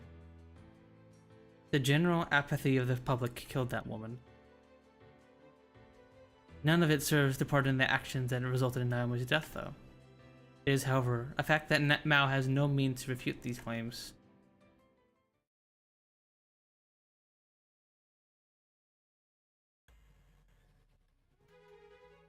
Everyone there listens to you attentively. After that, I became a mercenary, though I was treated more like a disposable tool. I took out any and all opponents with ease. I was talented in the art of war, a natural marksman. I did what I did because I had no choice. His continued survival may not have been what he desired. Survival on the battlefield only yields the death of others. All this, even after Mama's efforts to teach him compassion. As such, he disposed of his emotions in order to get used to the idea of killing others. The bits of emotions left over from the process remained sealed and hidden within him. All he could do was progress forward, also he could progress forward without having to lose his sense of self. In exchange, he found a new reason to carry on. I was only ever taught one thing after that: become a hero. Speaks of how they taught him that people can become heroes in death, that how they can offer their lives for the sake of their beliefs. In doing so, no one can claim they are wrong. Dying in order to protect what's important to them is the one true way for people to become heroes. I came to realize that Mama had become a hero in her own death. She stuck to her values till the very end. That's why I wanted to become a hero myself. I eventually ended up at Knoll's Japan branch, thanks to telling one of their leaders about my past when I came to Japan. The fight against this country's indifference was a bit difficult for me to understand, but it resonated with me nonetheless. I could become a hero while getting my revenge on the world. Saying that, Yu tugs his hostage towards the elevator. My comrades should have the observatory under their command now. Don't bother using the emergency stairway either. I have other people stationed there as well. Leaving the warnings behind, he makes his way to the elevator. His phone is pointed away from his face once inside. He doesn't want the stream to notice his pained expression as the door closes. Wow. The girl he has taken hostage cries the entire way up. She's visibly shaking too. Yu feels no compassion whatsoever for her. She's about to die. Why should he? If he feels anything towards her, it's gratitude that she hasn't made much of a fuss otherwise. The observatory is a mere 1-minute ride on the elevator away. Yu spends his time reflecting on the past he had just spoken about. The idea of people getting emotional over his story does nothing but annoy him. Has anyone in this country gone through the same miserable experiences as him? He hates those who consider themselves different from the masses because they feel a speck of concern over events like the ones he spoke of. It means nothing if no effort is made to change things. The elevator continues to climb the tower as he ponders this. Before long, they reach the observatory. After a brief floor announcement, the elevator door opens. What are you doing? Upon departing, doing? which he was? His name's you. Upon departing the elevator, he finds himself staring down the muzzle of a gun. A woman with a freakishly muscular body is pointing a high-caliber revolver between his eyes. It is none other than Numero 11, against whom he has fought previously. Your little game's over, kid. Oh man, we don't get to see an Odette disguise. Oh man. A gunshot rings out. I wonder if you would have been fooled by that one. I wonder who that woman She could have been in like a cosplay outfit. True. Some kind of muscular fighting game character she could have like cosplayed as or something. I don't know. I wonder who that massive shredded woman is. Yu was convinced his comrades were waiting for him. That led to him letting his guard down. He hadn't received word about this either. That's why he wasn't able to move before the gunshot went off. He remained unscathed, however. She hadn't aimed for him. Instead, her target was the phone that he had been using to stream the events. The phone is flung back into the elevator as it breaks apart in midair. Yu wastes no time in readying the same gun he shot Alan with immediately after.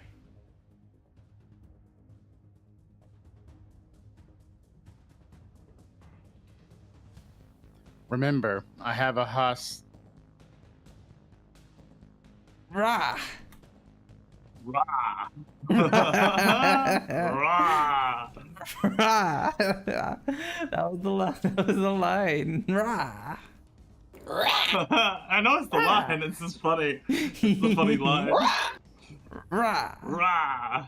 Is that the sound you'd make when fighting back against the terrorists? Yeah, that's when I use my special move against the terrorists, like Rinka's doing right now. Yeah. Yeah. Special move, disguise. True. potion of chameleon. Another one? A familiar voice shouts out from behind him. The person said voice belongs to takes a gun out of their own, but doesn't shoot. Instead, they use it as a blunt device, swinging it at the hand Yu is holding his own with. Too slow. Yu evades, making sure to keep his bag safe as well. When the girl's swing misses, she's bent over and wide open to retaliation. A black substance oozes onto the floor from her hair. Underneath the ooze, golden streaks reveal themselves. Your... Oh, no way! What? Whoa, no way! That was Rinka! What? No way! Whoa! It would have been really funny to keep it like a secret, and then you'd like actually find out there. Yeah. I wonder if you would have found out beforehand. That was Shishi Marinka the whole time. Whoa, no way. Whoa. What a twist. Jinx. You lie. Ow. Wow. Shishi Marinka. Yu pieces together that the hostage she took was her in disguise. Although surprised, his movements are not affected. He reflexively fires his weapon at her. However, dealing with two opponents in a closed space like this proves reckless even for him. Odette gets a grip on his clothes and violently pulls him towards her. The shots fired at Rinka go astray as a result, piercing right through the elevator ceiling. Odette takes aim at his back with her own gun. The space between his back and his bag, to be precise, She fires off 2 shots, both hitting the shoulder straps of his bag. Dang. Whoa! One slight miscalculation would have resulted in hitting the bomb concealed within the bag. Fate may have kept them alive, but they still would have been seriously injured from an explosion at such close proximity. Odette's marksmanship ensures she hits her target and severs the bag from you.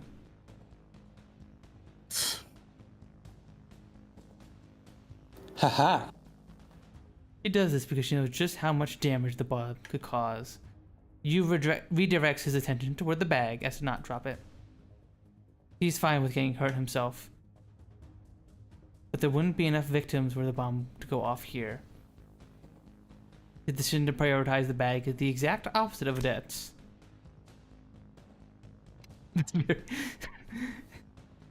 She delivers a swift, powerful kick to his back while his eyes are glued to the floor. Not that the sound effect I would use for a kick. Very, very plappy. Oh, I didn't hear it. There you go. Well, no, I still haven't unmuted the stream. There you go. Wait, what about? No, I still have haven't. Yeah, I don't have audio for it. It's a visual novel. It doesn't need audio. It's got the music. It's got music. Yeah, but the music's like repetitive shit music. Yo. I mean, I think there have been a few of the tracks that have been solid. There's a couple bangers, actually. Yeah. Yeah, fair enough. I don't know. I just prefer my own music. I don't know. Okay, well, anyway, unmute so you can hear this plap. Alright, give us a second.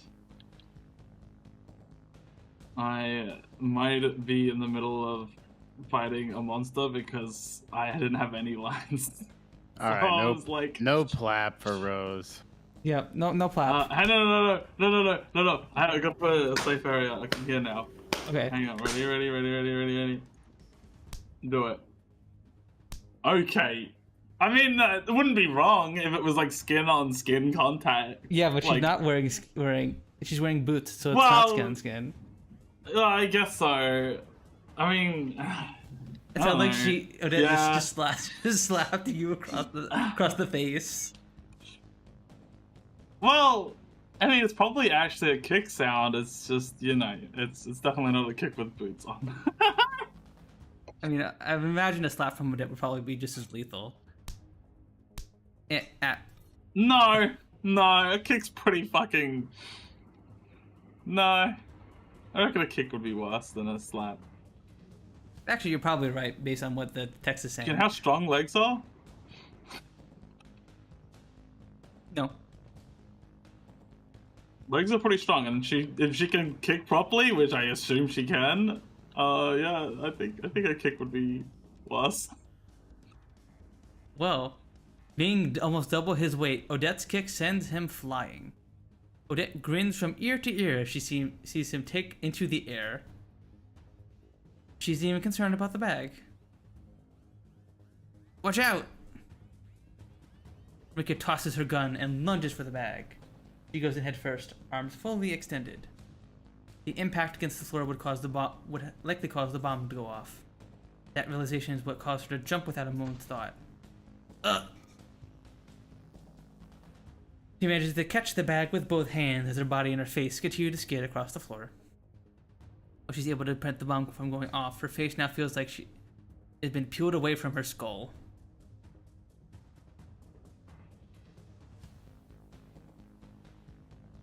Why is this happening?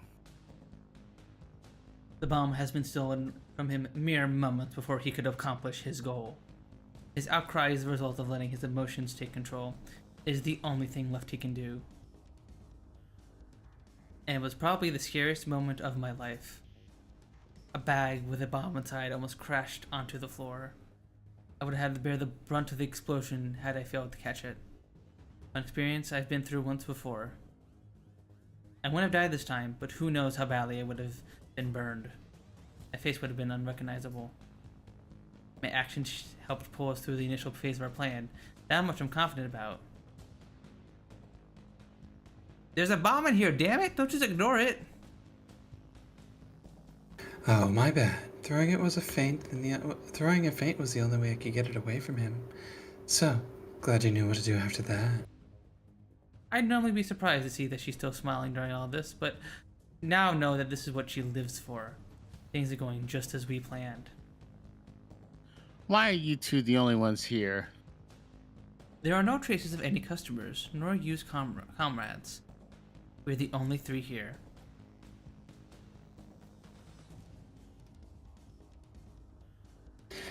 Oh, well, we did your little buddies in. I was hoping that they'd be as strong as you, but nah, just a bunch of small fry.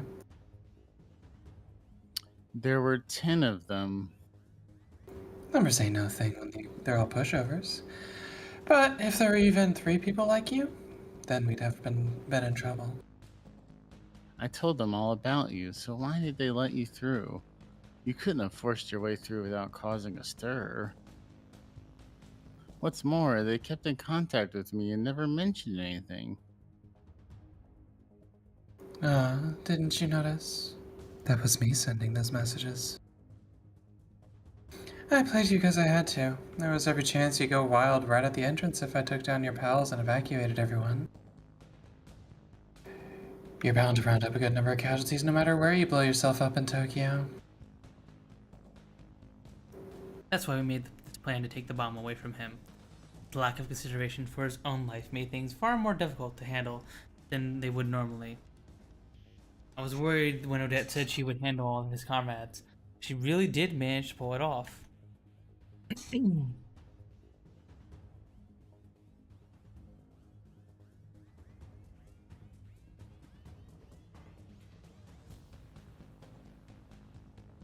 You know the rest, I'm sure. We're gonna beat the shit out of you and get you to talk. I told you that I don't plan on dying so easily, didn't I? He directs that line straight at me. Then he raises his gun and points it Gun my way. stance. You cast gun. But I'm not his target. It's most likely the bomb. Taking his focus off Odette proves to be a mistake though. She isn't one to let that slip past her. Making use of the reach provided by her height advantage, he launches another kick right at his jaw before he can fire. See, there you go. That's a better kick sound. There we go. That's some meat to it. Yeah. That one sounds like a fighting game sound effect, but yeah. It sounds like an RPG Maker sound actually. It sounds very familiar. Making use of the reach provided by her height advantage, he launches another kick right at his jaw before he can fire. You barely dodges in time, but Odette doesn't let up. She continues with an unrelenting barrage of punches and kicks.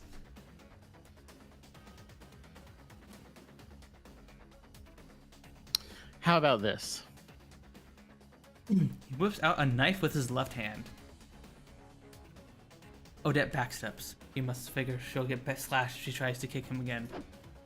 Yu takes advantage of her hesitation by tripping her up with a left leg sweep. It causes her to lose balance, but she manages to kick him in the stomach during her fall. Yu remains armed even after that, and he fires his weapon at her. The dreadful bang echoes across the observatory. He fires 4 consecutive shots. Makes the exact same sound when he shot Alan earlier. Regardless, not one hits Odette because her kick before has knocked him off balance. There's a distinct clang as the bullets ricochet off the floor. Both of them collapse to the ground. Yu is first to spring back up, likely due to his smaller frame. He readies his knife and flings it at Odette. As soon as he throws it, he chases it straight towards her. Odette doesn't have time to get back up and instead opts to draw her gun while prone. She fires the same amount I know is her action. Yu does the same. The sound of both guns going off overlaps. The shot is directed at neither me nor Odette though, maybe because he's firing while at full sprint. Meanwhile, Odette's shot somehow connects with the knife he has thrown, causing it to twirl up towards the ceiling. Damn. Yu's shot bounces off a small crevice in the floor, danced straight to Odette's hand. That's what I think anyway. It barely moves her hand and strikes her gun instead. It breaks apart and flies across the room. Not bad, but we ain't done yet. 1 down, 1 to go. Yu points his gun at Odette. Here's your toy bag. For a brief moment, I am unable to discern what's happened. For some reason, Yu lets his gun fall to the floor. Shortly after that, I notice blood dripping down his right hand. Eek. With my own knife. His words help me piece it all together. Odette must have caught the knife she deflected earlier, and she threw it back at him just in time. Anyway, back to business. What's that sound? The faint ringing of police sirens can be heard from the surface. I'm amazed it's taken them this long to arrive. Considering the gravity of this situation, it may not just be the regular police and fire brigade either. The riot police might also have come. Having noticed this, Yu snatches his gun and sprints towards the door leading to the emergency stairs. You ain't getting away. He fails to anticipate that the stairwell will be blocked off by a certain someone, however. You won't get past me. You were bluffing as well? You must figure everything out in that moment. Alan disguised himself as one of the staff, but it accounted for the possibility of being shot. With that in mind, he made sure to wear a bulletproof vest and tape additional plating around the part of his stomach that most likely to be targeted. Apparently he even went with rubber plating to assume the sound wouldn't give away the fact that he was okay. The blood was fake too. He had gotten a hold of some previously. All of this, including myself, being taken hostage and Odette neutralizing him, was part of the plan. I wasn't able to do anything once they were locked in the combat. But that was also expected. All I had to do was make sure the bomb didn't go off. You have 2 options. Come with us willingly, or we will force you to do so. Not only is Yu injured, but Alan also has his own gun on him. More importantly, Yu is now trapped between 2 monsters. I'd rather not go at all. That said, Yu fires off a number of shots before Alan and Odette have the chance to react. Every single shot pierces the fire extinguishers placed throughout the observatory.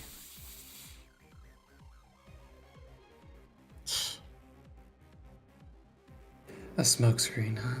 Quick thinking. Save the compliments for later. Takes a little more than a moment for the entire room to be coated in white smoke. I'll be taking this back. Yu's voice comes from in front of me while I struggle to see what's going on. The weight of the bag suddenly gets lifted from my arms. He took the bag!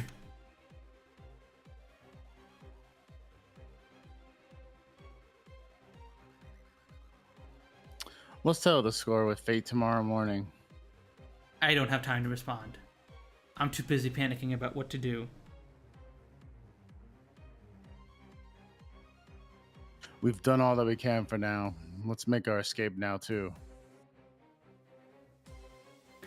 Would have been a lot easier with all the crappy rolls.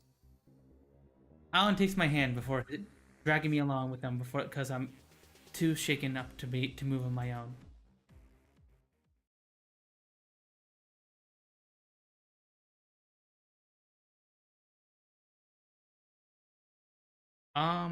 I need to pee real quick, so I think we're gonna take a quick little break. Okay. Anyone else needs to? If anyone else needs to go pee or get a snack or get a drink or just stand up, feel free to do it now. Stand up. Stand up. Stand up. Stand up. Everybody stand up. I'm gonna run some ads, and I will see you guys in a second. We're back.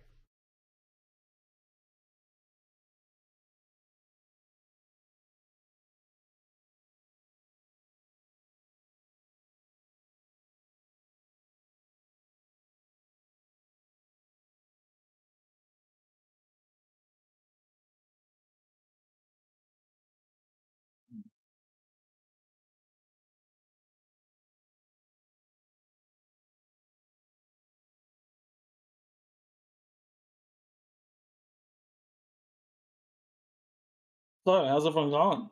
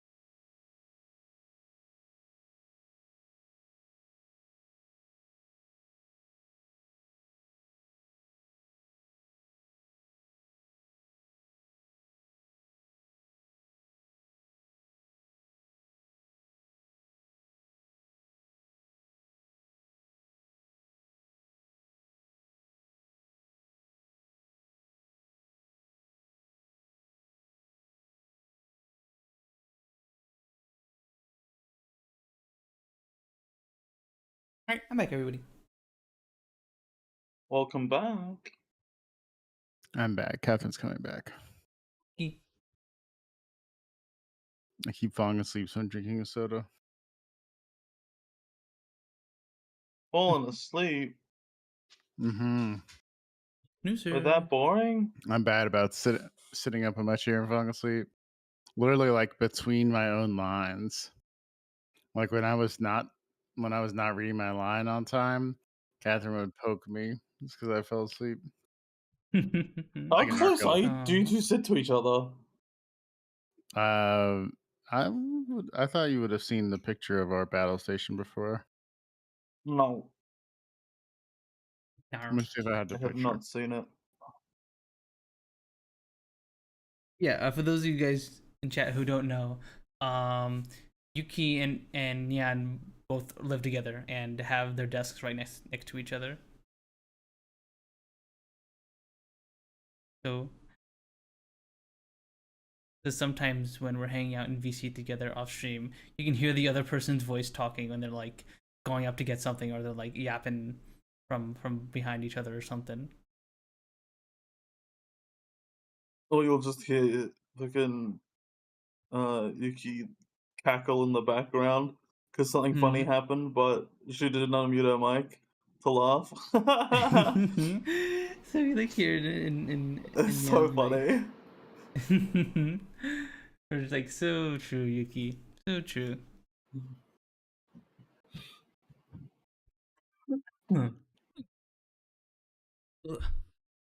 My jaw is like hurting. I was like, Talking too much dick.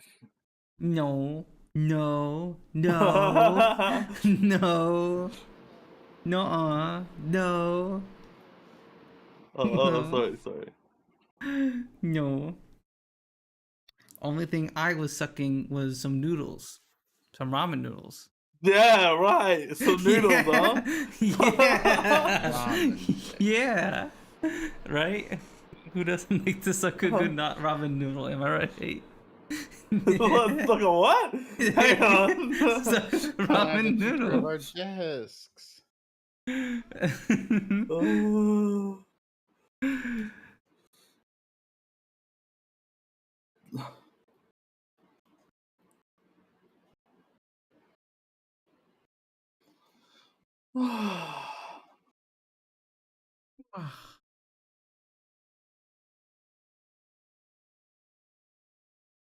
Yeah, I do get you a little bit. No, I'm also a little tired. I had like a headache kick in like right when I got home from the ramen place, so like I've been feeling a little tired because of that. But this has definitely been an interesting game so far. I'm so tired. I like woke up like 3 hours ago. It's I really tough, shouldn't be you know? tired. I took my stimulant at like 2 p.m. You tired, Rose? Wake up, wake up, wake up, wake I up, was wake up, wake up, wake up, wake up. tired on my medication. Your Like- ADHD meds? Yeah, when I was on that shit, I was like never tired. When off it, I'm like always tired. Huh. Any such cases. Catherine, I think maybe you have the picture of our desks next to each other. Can't you just take another Perhaps. one? They're a little messy right now. Holy crap, I swallowed that wrong. They're not staged. Oh, alright. You gotta make it look nice.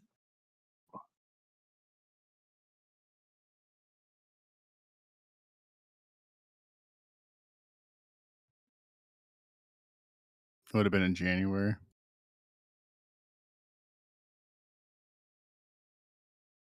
I'm scrolling.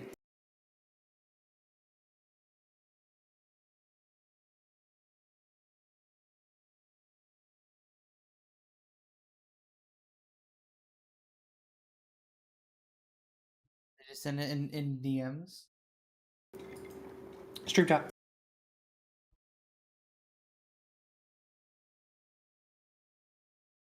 Oh yeah, see. Give us a second. Are you comfortable with me showing this on stream? Nah. Yeah, that's fine. Yeah, I'm pretty sure you have in the past at some point. Okey-dokey.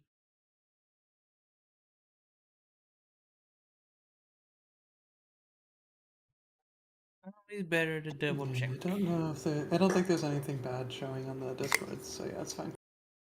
3 different dildos. Oh, that's fine. Still Don't care. horse cock. It's the brioche bun. The brioche bun. There we go.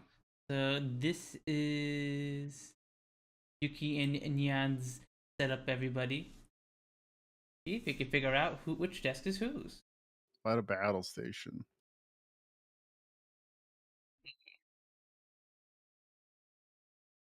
How many does this game have? I don't know, Frozen actually, because so I wanted to go into this one blind. Usually when I do these visual novel playthroughs, they are games that I've already played, or I go into knowing what ending I'll get, because these are typically like as you can tell by the fact that this is our 10th stream of this game. These are long-term playthroughs, so I like to plan them out a little bit. But this time I figured it would be fun if I just went to a visual novel blindly and just kind of see what would happen. I always follow the guys when I play VNs. Oh yeah, I normally do as the Wolf Frozen. I did that for Muv-Love, which I'm still reading through at the moment. What? Yeah. Looking up the best ending? No. I look at the one so I can get the ending with the characters I want, and also so that way I don't have to skip through the game again. Because like the Muv-Love games, You're supposed to do it once legit, then do that. Oh god, Muv-Love games. What's that even mean? Muv-Love is the series. I'm on Muv-Love Alternative at the moment, Nyan. I'm like 3-4 hours into that one. I tried to watch the anime they made for that, and it was bad. Yeah, that's honestly that's kind of a classic for most visual novel anime based off a visual novel. Either it is incredibly mid or just bad, because unfortunately with visual novels there is, even if you do a really good job of trying to capture all the important moments, there's just tiny little bits and pieces that you have to cut from them, because so much of it is just, you know, it's reading, it's text. Like you have to cut, just like when you adapt a book into an anime, as opposed to something like manga, where like usually you adapt the anime based off of the frames of the manga. You mean manga? Manga. I say I say them both every now and again intermittently. Only good anime from a VN is Science Gate. I've heard as much Frozen. I heard that one is pretty solid. Thankfully, Steins Gate I don't think has too many endings. Well, another issue with making anime from visual novels is that they typically have different one endings. Specific ending. Mm-hmm. Yeah, they either have to pick one specific ending to like. Wait, how many anime are there with multiple endings? Like where they'll play one ending and then they're like, well, if you didn't like that one, there's another episode that has a different ending.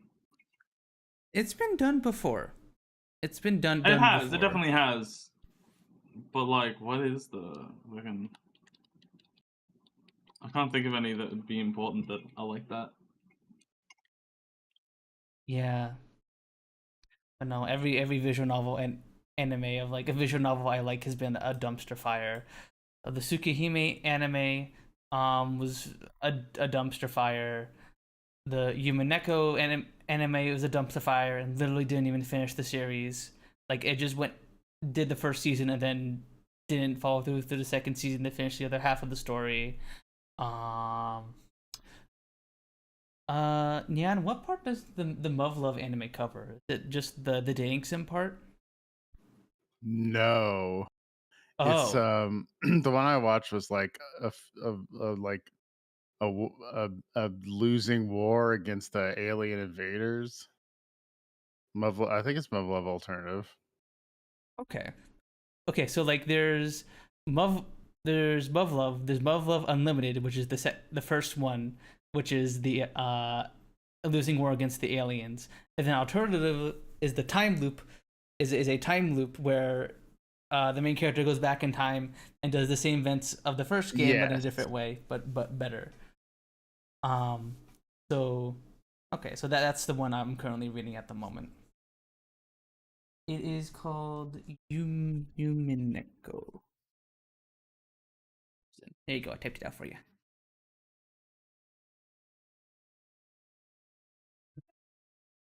Yeah. Actually, you know, Higurashi When They Cry, that actually had a pretty good anime. I'll take it back. There are a few good There's some others too. I just can't remember them. Yeah. I watched the old 2008 anime of Higurashi, and they put a lot of... So what's something that the Higurashi anime did well is they took into account that some of the chapters, because Higurashi When They Cry was like a multiple chapter release. So there are 8 chapters of the overall story, and some of them are longer than others. So when the anime would go through the shorter chapters, it would just have less episodes. And when it got to like the later chapters, which are longer, it would allocate more episodes to those chapters. So like the anime was understood, it was inconsistent, and did a very good job of like, you know, padding it out for that while keeping most of the important stuff. So you can do visual novel anime adaptations. You just have to like, you know, put a lot of love and care into them, and they can't always just be a simple 12 episode anime. Gotta put the work in, and sometimes the animes don't do that. Sometimes the animes don't do that. Sometimes the anime don't do that. Animes. The animes. Anime. Amine. Manimaze. Manime. Anyways, are we all ready to resume our readings? I guess so. Yeah. If I must. That's a cute little emote ready.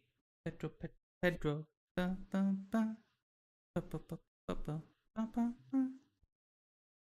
After the initial surprise of the stream suddenly cutting out, Mao switches over to news sites for up-to-date information.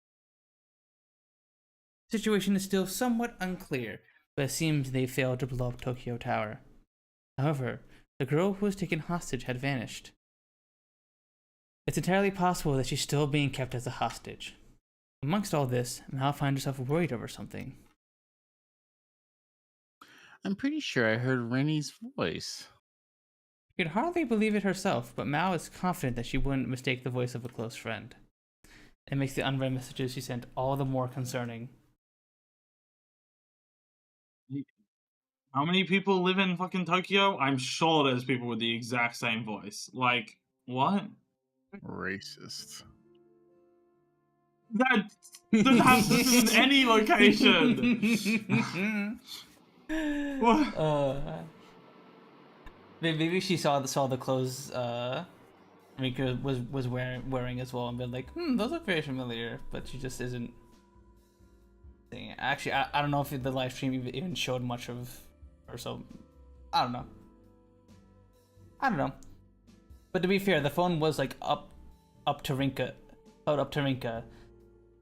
and he was live streaming through the whole elevator scene, so like probably not much was happening for that whole elevator ride than just them sitting there. So maybe and Rinka made a few noises while in the elevator, so maybe I don't know. Things get crazy at Tokyo Tower thanks to the police and the fire brigade's arrival. We're able to make our escape while the police are busy carrying used comrades. How? Isn't it like a giant... No, they're just walking away. Isn't it like a giant tower? Like... Yeah, there's only 2 ways up, as they told us. Yeah. Like... They But fly did they away. freaking James Bond freaking a helicopter Wayne to pick them up or something, or like they jumped off they busted through the roof and then jumped on a helicopter and escaped. They escaped with the people who were evacuating, but there wasn't anyone on the deck, right? So Yeah. Now their fingerprints are on the guns, and it's like... Oh yeah. The fingerprints are just laying around there.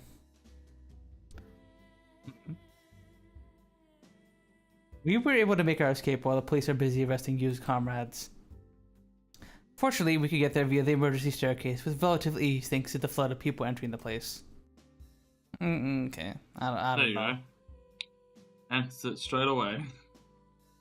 Once they met, we made our way back to our base in Yokohama.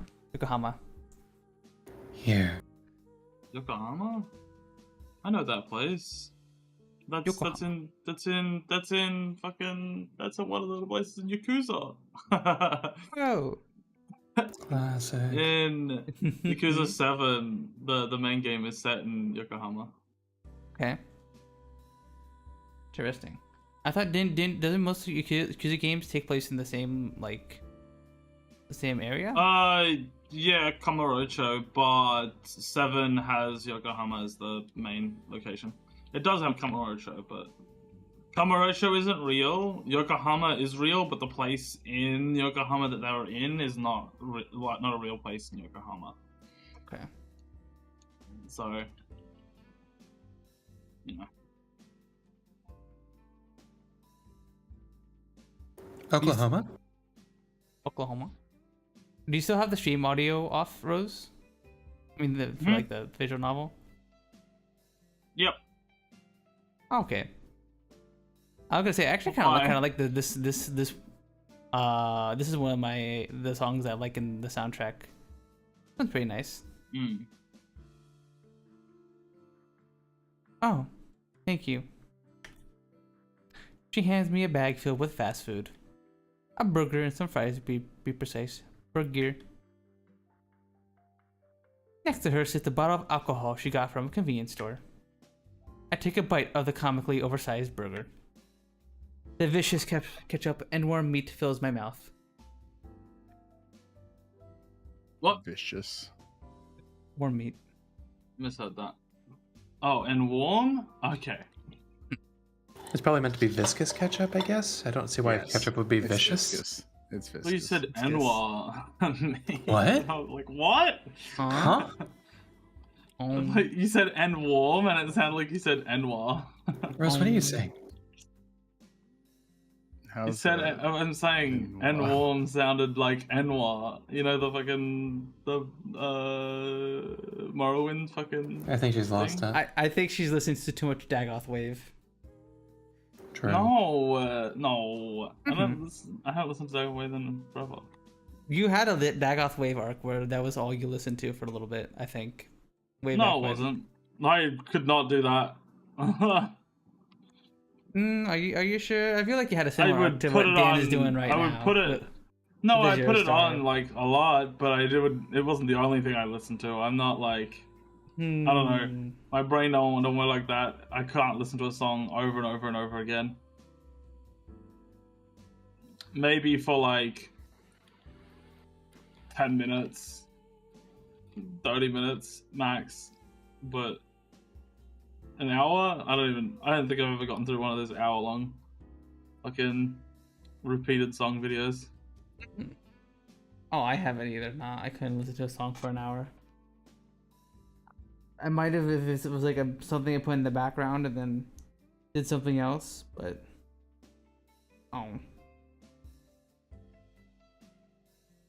Anyway, the overwhelming flavors are somehow more delicious than I remember. Maybe it's due to how tired I am. I'm gonna think of it. This is the first thing I've eaten today. My heart's still racing from all that's gone down. I guess I never had time to think about, let alone actually get some food. Also, I muted it to listen to the song for a little bit, and I was like, I mean, yeah, I guess, but it still kind of just sounds basic. Ow. It's not interesting. I don't know. I mean, Yeah, this is but the like, most it's not elevator music interesting. Track, but Yeah, that's I mean, what I was there gonna are say. some It's other like, ones. So, Nan, what are your favorites? What are some of your favorites from the game? there was a really good one. I don't remember when it was. It's one of the more fast-paced like action ones where I was just like, okay, hold on. Was it the one that was like dun dun dun dun dun dun dun, and like that was played a bunch in the earlier streams, or? Maybe. You hasn't been arrested as expected. Ain't no one who can get away from me like that gonna get caught by the police. Odette munches away on her burger and fries while she responds. Burger. I figured her palate would match her taste and knowledge after coffee, but nope, she just seemed to love the act of eating. There's something pleasant about the glee with which she does so. Especially when you factor in this is her third burger. Damn. Big woman, got a big appetite.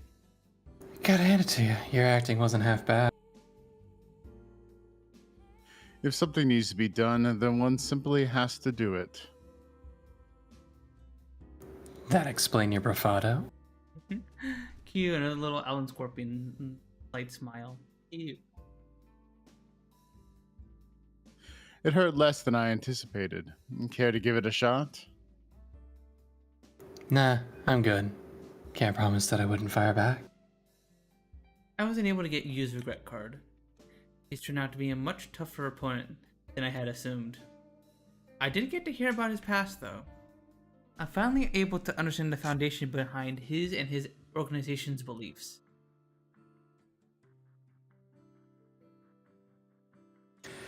How are things looking after that little speech of his? A good chunk of the internet is discussing his past right now. Of course, most of the people are calling him out on it. From what I can see, there are plenty of people who sympathize with him too. It's safe to say that his dream worked All the news channels are reporting on what happened today. While it's fortunate that there were no victims, the influence it's having on the world at large can't be understated. Fate has plenty of work on its plate once he gets eliminated. Yeah. If things get reworked so that he died during a suicide attack on the Yamanote line, then it's likely that both his attack on Amicia and what happened today will be undone. Society's become far more alert due to the recent string of attacks. People are starting to feel bad for the perpetrator after seeing Yu's stream. His actions, instilling fear in a great number of people, have no doubt affected society as a whole. Will that be undone through his elimination as well? We won't know until it happens. The question now is what to do since he got away. Ain't any easy to track him down either. God, she talks so fucking... None of my connections know his location. Noel's Japan branch is all but dead at this point, but he still has a bomb at his disposal. He only needs the one to claim a significant number of lives. Today's events won't stop him. He'll make his move tomorrow. What makes you say that? Because he said so. I swallow a chunk of my burger before continuing. You said that we'd sell things with fate tomorrow morning. He wouldn't say that and then stay put. Well then. That's all he said though. I don't know what he's got planned. Chances are he'll go for Tokyo Tower again. Pulling it off while they've got security up the ass there will have way more impact. I figured that to be the likely scenario myself. His beliefs are steadfast, yet they don't tie into his desire for me to kill him. He's been oddly focused on the idea of selling the score with fate too. What does he mean by that? We'll make our way to Tokyo Tower early in the morning. That's our best course of action given the limited information at our disposal. Both myself and Odette nod in agreement. We take some time to rest up after we finish eating. Unfortunately, I can't go home now that we know you plans on making his move tomorrow. Oh, probably best off not going back anyway. Odette took care of Tokyo Tower security cams, but the police may come to question me on the off chance there's footage of me. I still got a gun on me, so they'd probably arrest me on the spot.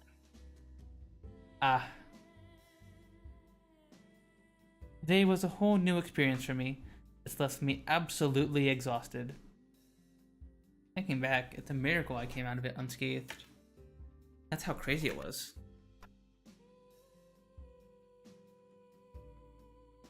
There is a public bathhouse about 20 minutes away on foot, so the three of us make the trek to get washed up. Sure, I built up a bit of sweat on the way back, but considering the state I was in before the bath, it's worth it. Once we return, we go straight to sleep. Oh, thank God, there's another bath scene jump scare. We're going to be getting up. Jump scare. No, Buva, I needed the bath scene. We're going to be getting up. I needed to just as early as it. What did you say, I Rose? wanted to see your dad in the bath scene. Okay, never mind. Actually, maybe about another bath scene wouldn't be the worst thing. We're going to be getting up just as early as we did today. That's where tomorrow's likely to take even more of a toll on us, considering that we don't know what he's planning. Odette falls asleep first this time, probably because she was drinking. But knowing her, she's probably springing right up if you even thought about approaching her. I won't be surprised, now after witnessing her fight with you this afternoon.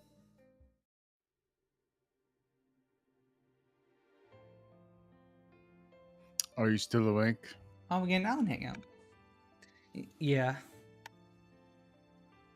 You should get as much sleep as you can. That's all he says before he covers his face again. I want to thank him for accepting the role he took on today, but I hold my tongue. We're just using one another for our own benefit. He didn't do it for my sake. This is the same guy that took babies as hostages. I can't forget that. And just as I try to fall asleep, he poses a question to me in a hushed tone. Do you think it's a sin to kill others? Question that doesn't even need an answer What at the? that. Even so, I reply with a nod. Then, do you think it's a sin? Do you think it's a sin to eliminate others in divine selection? I'd say that, yeah, it is. Both Naomi and myself treated that way whenever we talked about divine selection. But now Naomi's gone. I don't have any choice but to commit that sin if I want to get her back. I don't see it that way.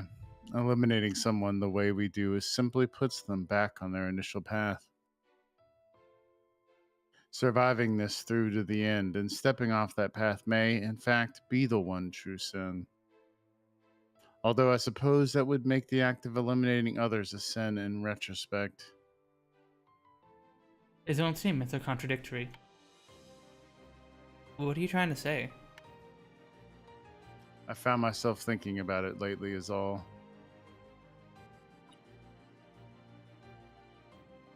His response doesn't even come close to answering my question.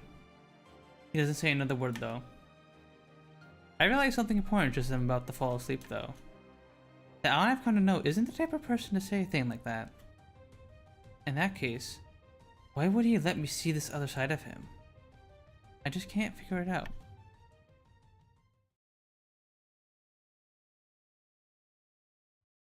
I've been kind of enjoying Alan Scorpion as a character. For the most part, He's actually. much better than I thought based on his name being ridiculous. Yes. Hearing his name, I was like, oh Jesus. I was like, oh, I thought he was just gonna be like A lot of them have really ridiculous names though. Mm-hmm. Fucking, what was the guy's name? Federico. No, there was the American guy. Steel. Fucking... Yeah. Scale, whatever. Steel Scale, yeah, that's... No, Scale was his, like, code name. No, Steel was his, like... code name, right? No, Scale was his code name. Steel was his, like, actual name, but it's something Steel. It was... What, Steel Jones? Or Jones Steel? It was some fucking, like... Scale...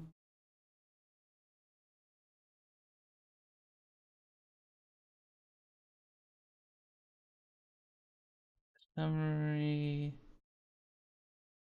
I think it's Steel Jones.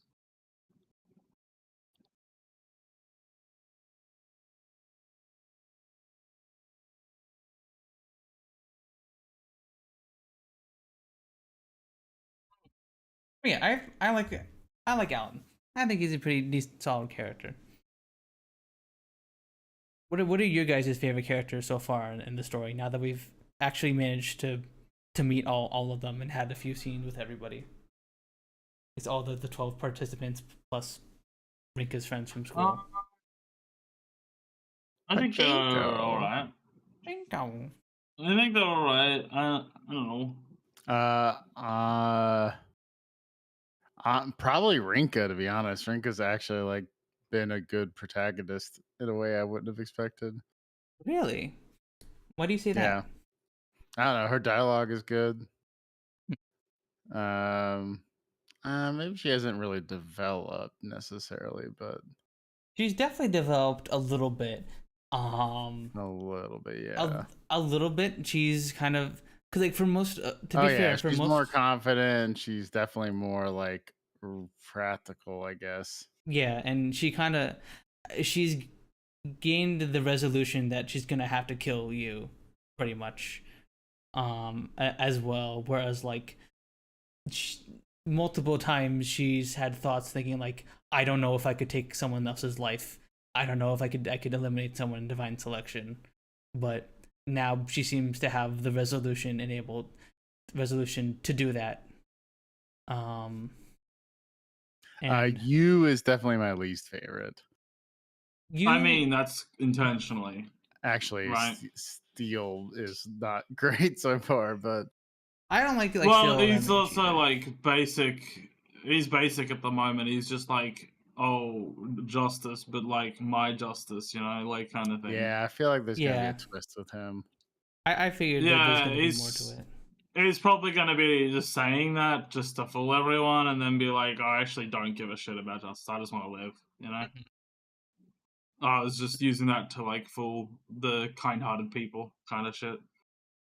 Yeah. I think Federico is my least favorite character because, okay, as much as Odette and Alan are both like obviously bad people for casually killing people and to some degree, and for like obviously and like Odette taking Sonia's parents hostage, and obviously Alan Scorpion for threatening babies. Federico is like, I mean, at least those two have some kind of redeeming positive trait to them. Federico seems to be just as bad, but doesn't have a single positive trait to him. Like in terms of his personality or his beliefs. And that's why I don't like him. Because like Alan and Odette are at least interesting characters. Federico isn't. Oh yeah, Federico sucks. Yeah. To a huge degree. Yeah.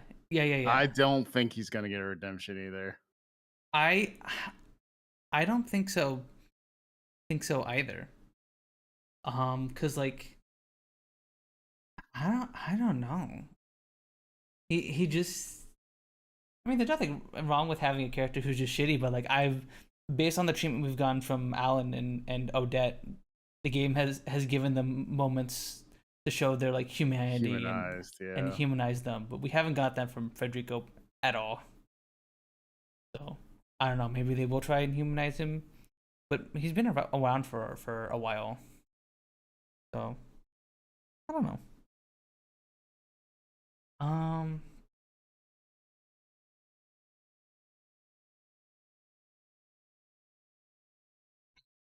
I think Miharu is also interesting, but I wish I understood. But I think we're still haven't learned too much. There's still a lot of things we need to learn about her. Obviously, like earlier on, it seemed to be implied that she committed suicide at some point, and oh yeah, we still I'm given time for her. I think she could be interesting. Yeah.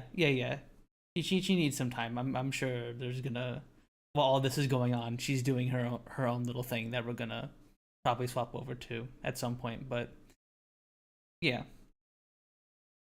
Any of the dead characters that you guys really liked? Any of the people who've been eliminated that you really like? And I guess Naomi as well also falls into that category.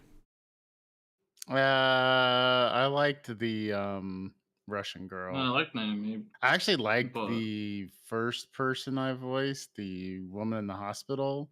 I actually thought she was slightly more complicated. Yeah, I liked Keko. I like Keko. Keko was unfortunately was a very tragic character, like Sonia was, but she had she kicked off one of the major themes of this, I think, which is about how you derive meaning from names, I think. And that's been interesting. And that stuck in my head a little bit.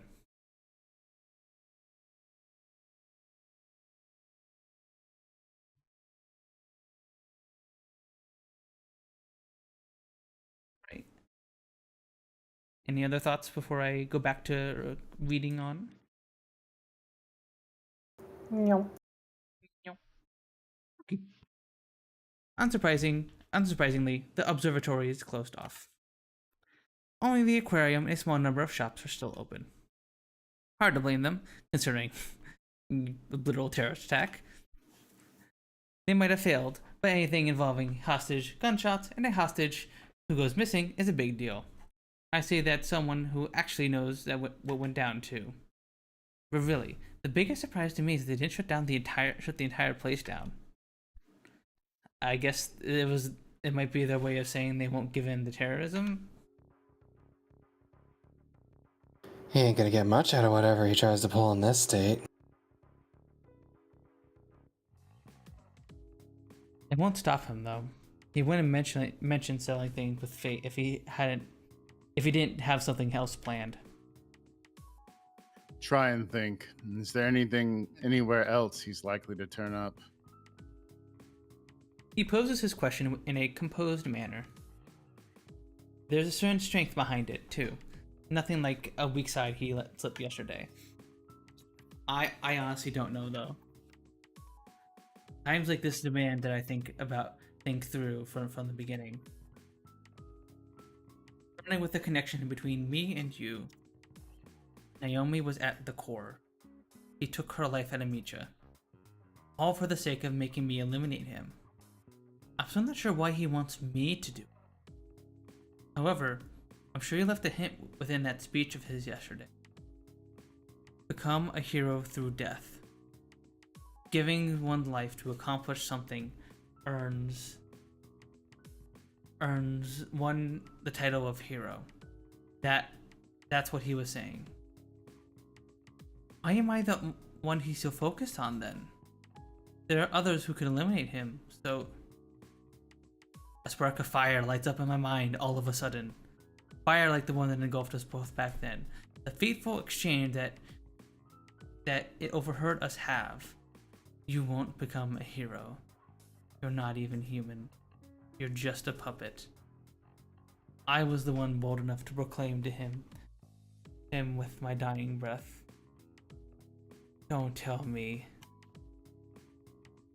My thoughts lead me to the most logical conclusion. One that proves to be the closest to finding the answer I've been looking for. I turn to face Odette and Alan. Let me handle this alone. What? I'm gonna sell things with fate myself. Did something come to mind? I look Alan in the eyes and nod firmly. It's obvious they'll say no to me. I can't explain my reasoning though. They'd get a hold of too much of my information if I do. Actually, they'll probably come along if I give them a vague explanation. There's no guarantee that I'm right, but it's not like they have any other leads. They don't have much of a choice. I can't let them come though. I won't be able to reach the answer I'm looking for if I don't do this on my own.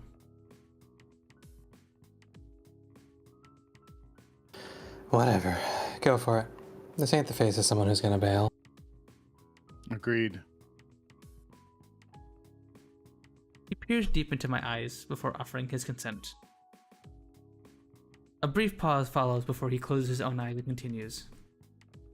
We'll do our own digging. As of now, our alliance has ended. I'd be lying if I said I didn't get a kick out of working with you two.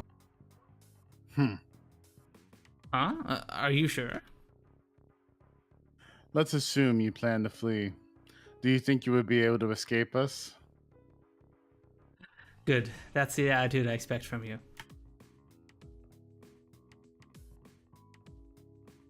You sure have gotten snide, haven't you? That's the person responsible for it. When next we meet, we shall be enemies.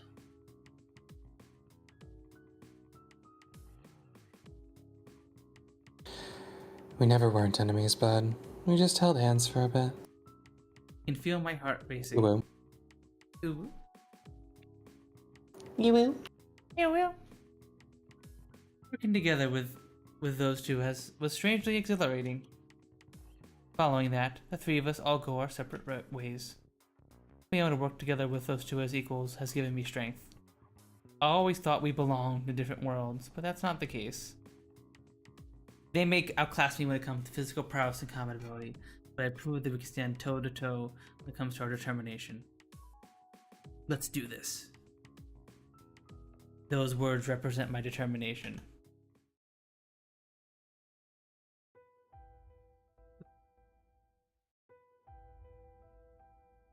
There are a number of terms used to describe the sequence of events that lead to a specific outcome. Some call it life. Others call it a story. One is responsible for much during the sequence, such as choices picked, relationships built, and mistakes made, all for the sake of proceeding along a predetermined path. This is the natural order of a world ruled by the concept of fate. Fate. Fate never strays from its course, regardless of how cruel it may be. There was a time when I truly believed all that. But now I know. You don't just let fate run its course. You shoulder it yourself. That's why I'm going to settle the score. I'll change fate itself. I make my way to the station closest to Tokyo Tower, and then take the train to Shinjuku. Once there, I rush to where this all began. The place that led to me losing my life. I've been here a number of times since divine selection began. This is the time that truly matters, though. There he is. The train is already sitting at the platform. The signal for its imminent departure rings out just as I spot him.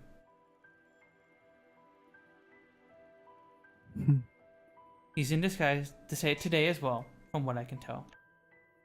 I can barely make out his outline from here, but I know it's him. The hair, those rabbit eyes, the keychain on his bag. Those all stood out. He seems to have noticed me. His cold gaze sends a shiver down my spine. It's possible he's been waiting here for my arrival. In fact, that's definitely the case. He turns and boards the train. I jump in the car closest to me so I don't miss it.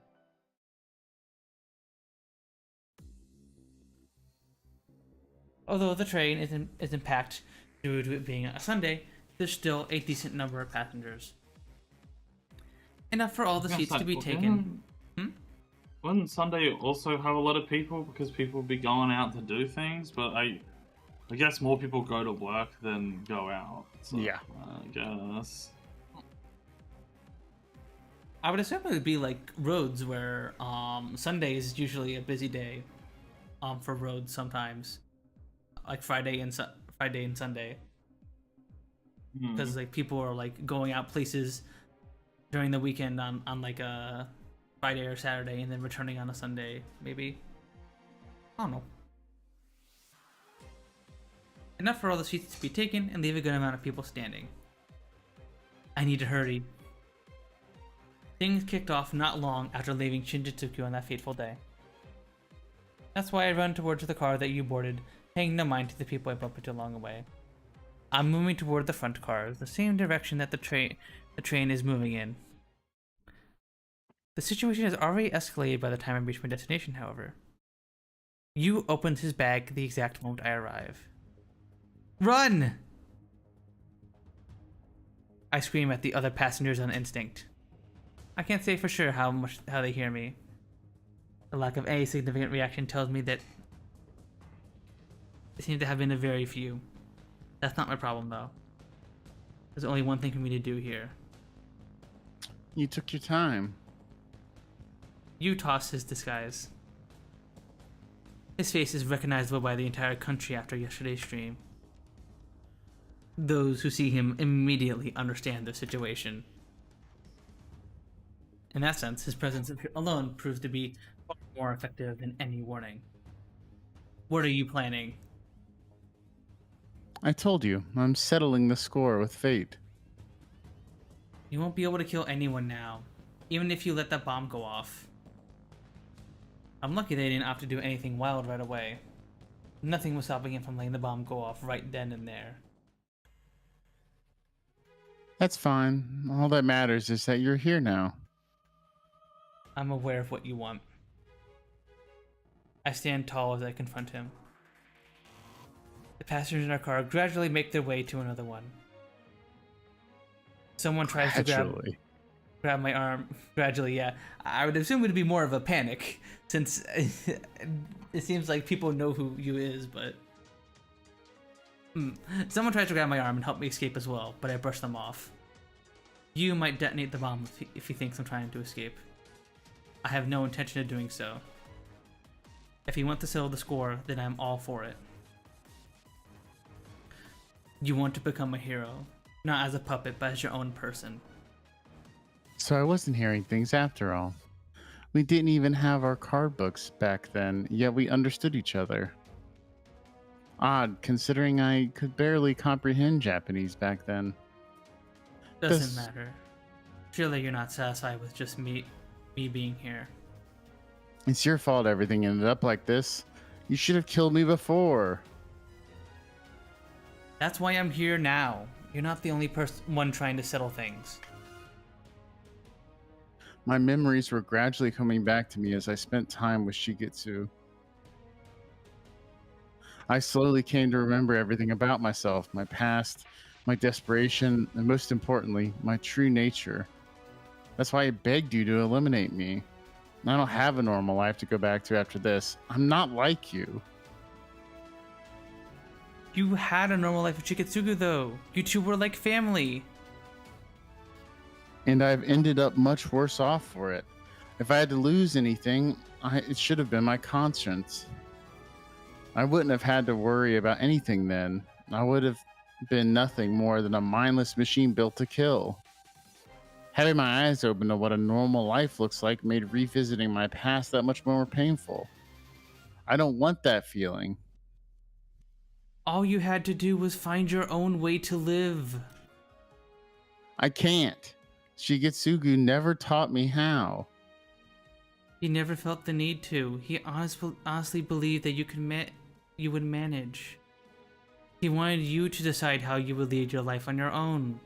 That's what the money he left behind was for. He's asking too much of me. No, he's not. It was your choice to become a puppet in the first place, wasn't it? Oh. I'm not a puppet. Then prove it! That's why I'm doing this. I'll become a hero after you kill me. Tell me, what is a hero to you? To me, it sounds like nothing more than some tall tale of your own design. A hero is someone who gives their life to accomplish something. Someone who, in death, becomes timeless. Everything I've done after Shigetsugu was eliminated by my own will. Going back to my old work, making a stand against the world. Taking what's important to you was all part of it. I want you to kill me, so I killed someone close to you first. I did this of my own volition. I've proven that I'm not just some puppet. I feel myself about to scream when he brings up Naomi. I can't let it out though. I must hold it in. I'm pretty sure it means everything he said. That's why all I feel for him now is pity. I know that I shouldn't. I mean, it makes no sense to feel sorry for the person who killed Naomi. I had convinced myself that the story he had told at Tokyo Tower meant nothing to me. But still, who is a great hero to you then? I have to ask him. A great hero to me? Mama, of course. Who else could it be? What was it she provided for you then? I'm sure it was the same thing as Shigetsugu.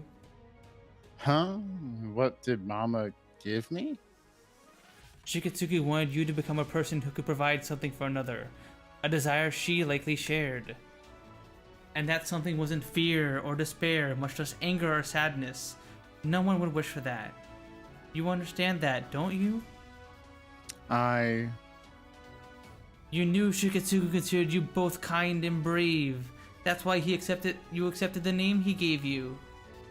You wanted to become the person he saw. That's why you're still using that name, even now. Only your name card didn't disappear. That's more than enough proof that, deep down, you don't want to become this kind of hero. Quit running and face yourself already. Shut up. Just shut up.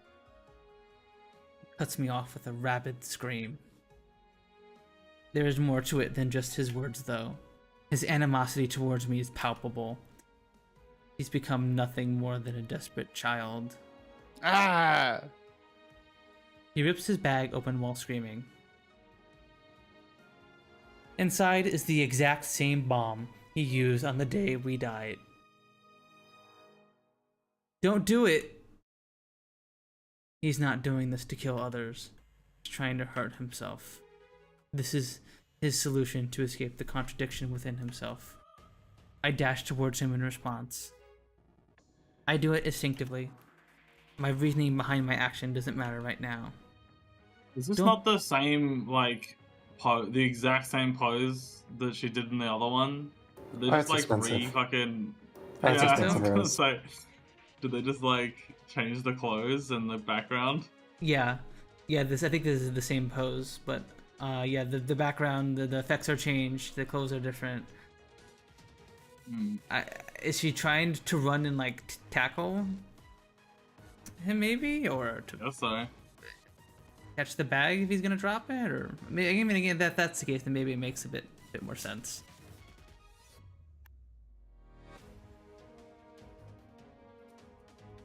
I can make before he triggers the bomb. I can. Just I think that the train lurches violently. Speakers announce that they have engaged the emergency brakes. Someone must have pressed the emergency stop button after fleeing this train car. As a result, I throw all my weight back in order to keep myself from face planting as I run at you. The recoil on top of the shift throws me back against the door connecting this car and the next. I turn my gaze back to you after making sense of what happened, only to find that I am too late. A thunderous roar resounds, accompanied by a blinding light. This is a scene embedded deep within my psyche.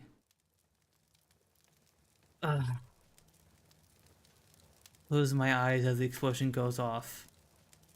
Fortunately, I get away with just a cut on my leg due to both the distance and the fact that Yu was smothering the bomb when he set it off. Then again, it might be due to divine selection working to protect me as a participant. The flames from the explosion envelop the car, just like they did before. The heat wave causes my vision to blur. I can feel the discomfort on my skin from the intense heat too. It's the same scene I witnessed before, the scene undone by divine selection. What happened to you? Jeez. I knew it. I can't die. I turn my eyes from you to the moment he enters my line of sight. The explosion has roasted him alive. Fragments of the bomb are lodged in his body, exposing raw muscle. He's bleeding profusely. I only look upon him for a second, but I will never forget that sight. The smell of burnt flesh wafts throughout the car with the smoke. I look back towards him, slowly. Come here, you. I can help you before it's too late. What do you have to gain by helping me?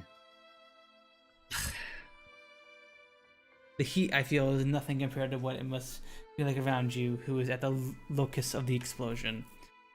I try to make my way over to him, but my body refuses to move. Yu's card book, which remains completely unscathed, lays at his feet. I would have expected it to catch fire, but there it is, perfectly fine. The tattered and scorched remains of Yu's bag lay beside it. The keychain has damaged a bit, but more or less survived the blast. Yu picks it up, ever so slowly. I bought the bag along with this keychain the very first day I got to Japan. I didn't think much of it at the time. But when you took it from me at Tokyo Tower, I felt I had to get it back. It had become important to me at some point. During the time I spent with Shigetsugu. Tell me later. Just get over here, now. I don't know why I'm worried about him. All I need to do is learn his regret. But I can't settle down seeing him like that. Shigetsugu never locked the door when someone was home, but he would whenever we were out. You lock the door when you leave and unlock it when you come home. That's common sense to you. I wanted that to be the case for me as well. I only realized it once Shigetsugu was gone, though. Once that desire of mine became unattainable. If possible, I wanted to live a normal life, like all of you. My card book begins to shine. Not that I'm in any position to check it right now. I drag myself as close to him as I can before extending my hand. The unseen wall of heat around him pushes against me. The sweat built on my arm evaporates before it has a chance to drip off me. That doesn't matter right now. Now you can finally kill me. You! A gust of smoke surrounds him all of a sudden. Probably because a swirl of air got sucked into the car when a window broke. The flames grow more intense. I can't even keep my eyes open. The amount of smoke causes me to crouch without thinking. I must be trying to keep myself from breathing it in. My right hand remains extended towards you, though. It's the only part of my body I can still control willingly. I feel something solid touch it. Thank you, Rinka. I'm not sure if he speaks after touching my hand, or if I imagine it. Regardless, I feel my consciousness fade from the suffocating heat. I give in to it and pass out.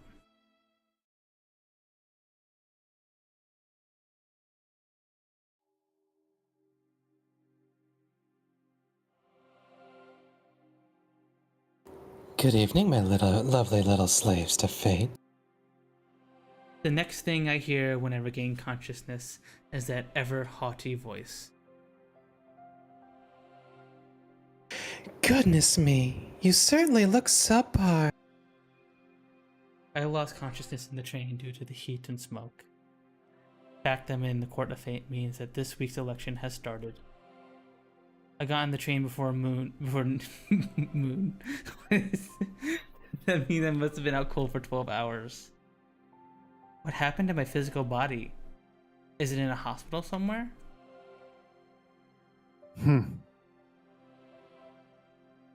What? What?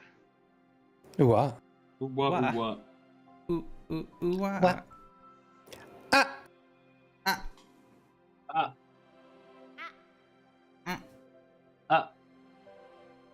Alan and Odette look unfazed as always.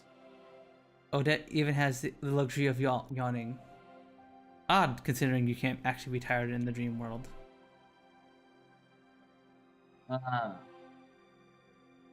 Meanwhile, skill without a dramatic sigh. I'm not really okay, it's a dramatic sigh. I'm not really sure what he's thinking based on his ambiguous expression.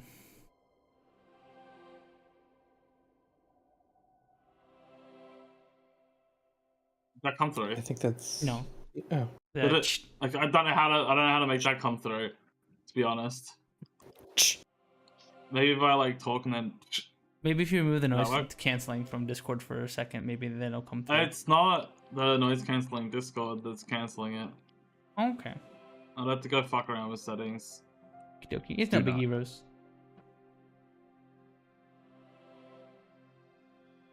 As for Federico, he seems awfully restless. He's tapping his finger and tutting. I don't know how things stand between them, so all I can do is guess based on what I see. At the very least, Odette's probably still working on her own. Mahara seems somewhat relieved after giving me a quick once-over. Maybe she learned I collapsed on the train somehow. Her not saying anything probably means she's still cooperating with the others under the pretense that we're no longer friends. So, you... I turn my attention to numeral 4. There you stands, unscathed. Based off of this and Federico's case, I have to assume that our state in the real world truly is not reflected in the dream world. An odd sense of relief washes over me when I see him like this. I'm not sure why, considering I'm about to elect him. Jesus. I open up my card book. All of the cards in my possession fly out upon doing so, including the most recent one I gained. Numeral 4. Regret. It's use regret card.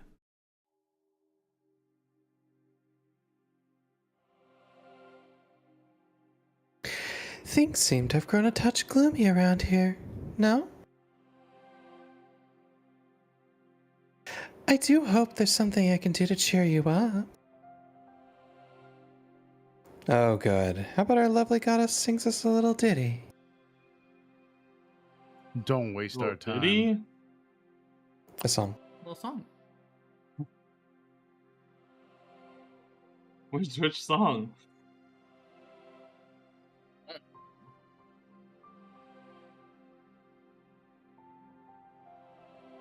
I was It's referring to Diddy as the you know the person. You know that one person that did the things that was like. Right. The person that did the things. Yeah, right. Yeah. Yeah.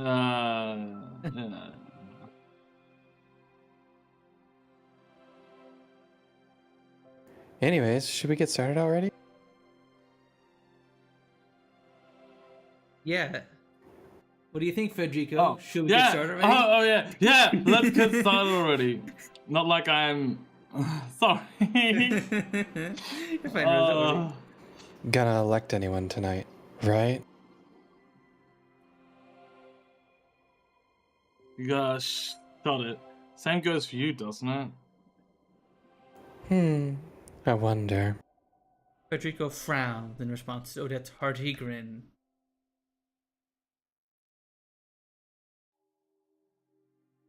Who got stoned? You'd have a hard time. That was Okay. You'd have a hard time not being gloomy if you were counted among us as a participant too. Oh, he's talking to that fucking what's it called? The like goddess? Yeah. Okay, right? Can't deny that I'd like to hear a little goddess sing for us though.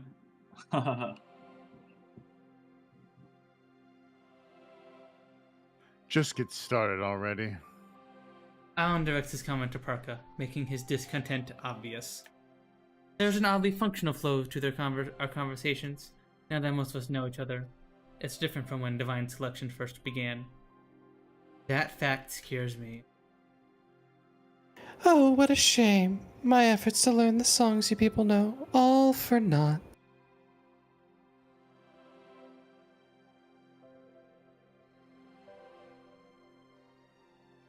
How do you go about learning them? Are you so curious? Yeah, I most certainly am. Odette isn't joking. I can tell she's serious based on the tone of her voice. I've spoken to her in person, so I know. It may have sounded inconsequential, but she is looking to get something out of Parka. I'm afraid I'll have to keep you in the dark. A lady's only as charming as the number of secrets she holds, no? Her choice of words make her sound mischievous. Almost like a regular child, even. Can we get on with this?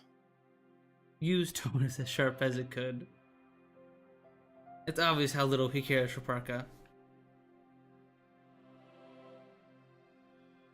Now. No need to be so hasty, though I must admit, perhaps I spoke a bit too much tonight.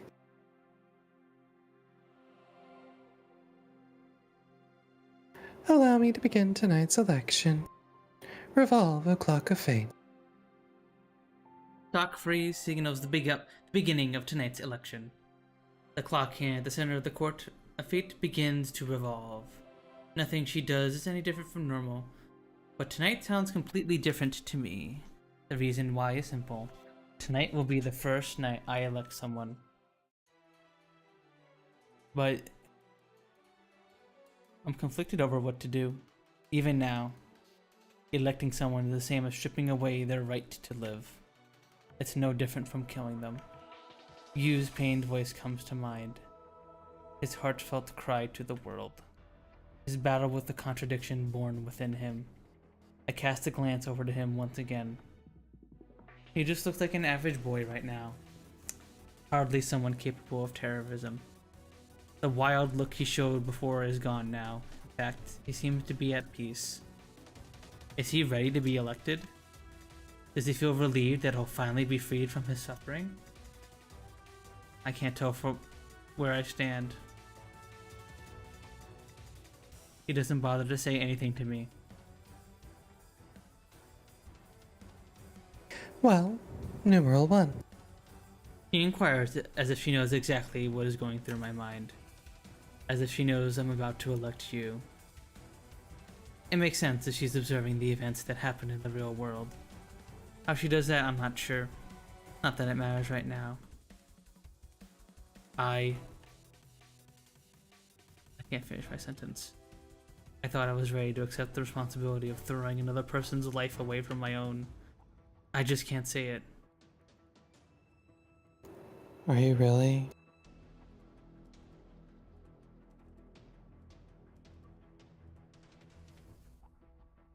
It's a simple question, my dear. Will you elect someone or not? Why did I go through everything to obtain You's regret card? I feel like I'll forget at this rate. But even so. Shall I presume that your answer is a no? Wait. Naomi's face comes to mind. Yu's actions will be undone with his elimination. That means what happened to Mitra will also be undone. If that can happen, then Naomi will... Pull yourself together, Rinka. I'm under my own name under my breath. It's not a good reason. We can't shoulder anything together if I let such thoughts spur my actions. I'd be using her as an excuse for my own weakness. I remind myself to make my decision based solely on my own judgment. If I'm going to eliminate him, it's because I chose to. My own regret comes to mind. I swore that I would live my life out. I'm going to elect someone. Well then. I straighten my back to regain my posture. My eyes fall directly on you following that. Still has the same gentle expression from before. It's the same expression from back when he first ate the dinner I made for him. Even so, I elect numeral 4. I have to utter those words no matter what. Very well. Parker proceeds to question the other participants. I almost break out in a sweat when Odette's turn comes and goes without incident. That would have been the moment I got elected if I had given in to her demands on Friday. In the end, the clock doesn't stop at anyone else. I'm the only one electing someone tonight. With that decided, numeral 1 and numeral 4, allow me to begin the election procedure. My platform begins to move in tandem with her statement. Yu's platform does the same. Both of us ascend to the upper stratum of the Court of Fate.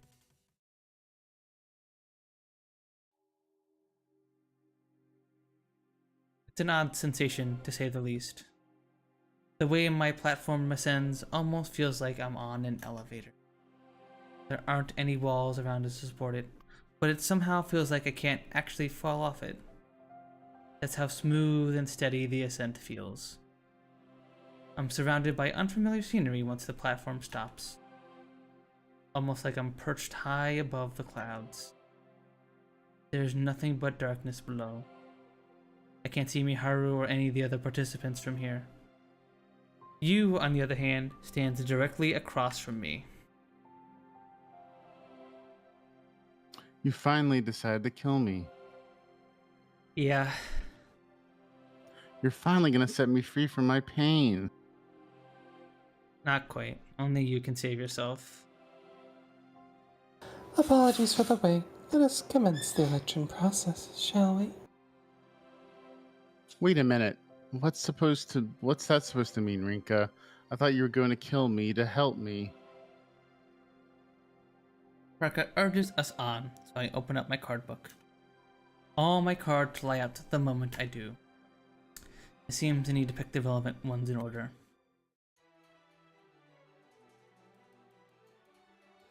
Your name is Yu, a name given to you by Shiketsugu, so I'm aware of how important it is to you. It's a lovely name.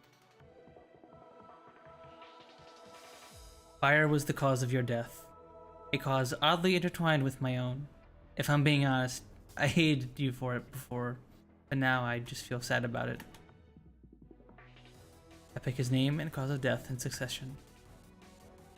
How about you forgive yourself already? Huh?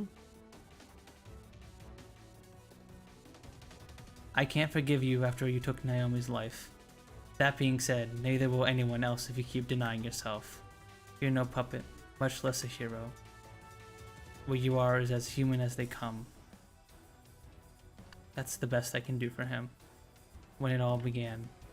The words I left him with before dying stuck with him this whole time. As such, he had no choice but to deny both himself and his past.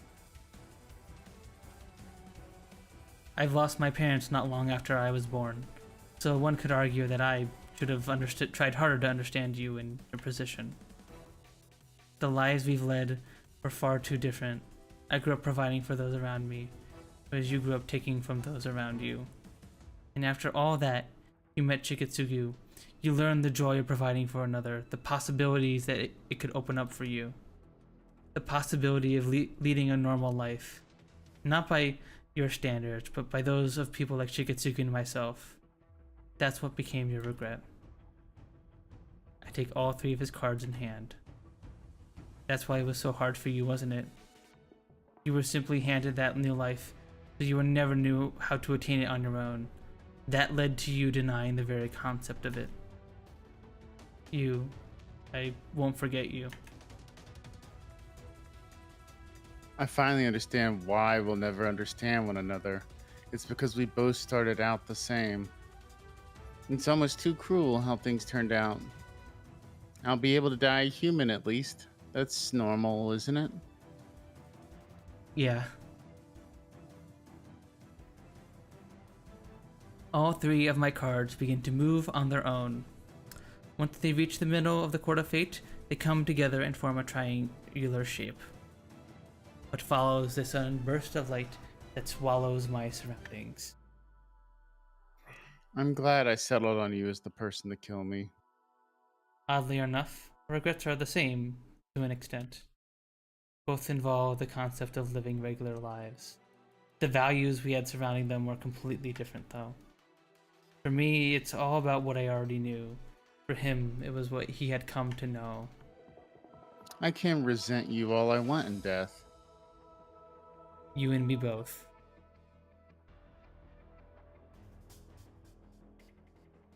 The light from my cards envelops us both. It's bright enough that I involuntarily squeeze my eyes shut, only to notice my consciousness leaving my body. Wanna die. I hear a voice during this. I don't wanna die. I don't wanna. I could have lived a normal life. I don't wanna die. No. Please, no. Rinka, Shigetsugu, Mama. I don't wanna die. I still have so much of my life left. His voice becomes more and more distant. All I can do is listen. Fucking brutal. I know, right? Fuck. Damn. What a time to come to this realization, right? I listened to him reveal his true feelings then and there, during his final moments. Flames envelop me. This is a sight I recognize. It's almost the exact same scenery I witnessed when I died, after all. My line of sight is much lower than usual, though. That's when I realized it. This was from Yu's perspective. He was sitting down after having crushed my throat. I'm human. I am. His lungs had lost their function. His skin was charred. His very cells had been obliterated. And now, I'm a hero. His words fell on deaf ears. This is how it should be. As much as he tried to breathe, his blood refused to carry the oxygen. Not like the air could even reach his lungs at this point. Right, Mama? It was doubtful that he could even speak properly at this point. It wasn't a concern of his, though. He just did everything he could to speak his last words. He did it to convince himself, to reassert himself. It's not. That effect didn't last for long. Don't want to die. His lungs were shot. He couldn't speak anymore. I don't want to die. Help. Help. That's why those end up being his last words. He unleashed one final scream, marred with regret and repentance. His vision was dyed red following that. Finish. His finish. Finish. Finish him. Finish him. I think I read. Varnish him. I don't know where that word came from. Oh, Finish. chat! I think I'm cooked. I'm cooked. Chat. Cooked. Chat. Chat, am I cooked? Chat. Am I cooked? Roasted, even. The flames burned away the contradiction and the sins he bore. And the finish. And the finish. Those were Yu's final moments, weren't they? Yu had already disappeared by this point. His final words to me were full of resentment. That's fine by me, though. I had everything he lacked, everything he ever wanted. And yet, I still find myself clenching my fists. If an afterlife really does exist, at the very least, I can pray that it's a place where our growths during divine selection aren't forgotten. That might even be more painful for him, knowing that what we consider to be a regular life might cause him to panic and question himself. As long as he has the freedom to figure things out, he should be fine. Funny that I think of such a thing, things when I don't believe in God or heaven. Oh, how impressive for you to say that in the presence of a goddess. Shut up. Oh my, how scary. Allow me to show you the cards in numeral 4's possession. Please consider which you would like to obtain as you descend. My platform begins to move, not even giving me enough time to get sentimental over Yu's elimination. I can bring Naomi back now. Not even that thought prevents me from feeling miserable. I have all these already.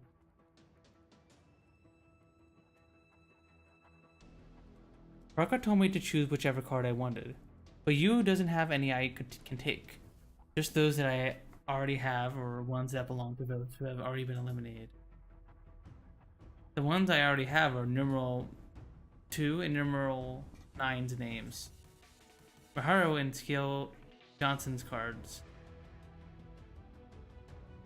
Scale. Okay. Wait, did they say Steel or Scale? Scale Johnson, he goes by Steel. Yeah. Okay. Scale Johnson. That's such a stupid fucking name. Yeah. It makes it Now obvious. Johnson's got scales.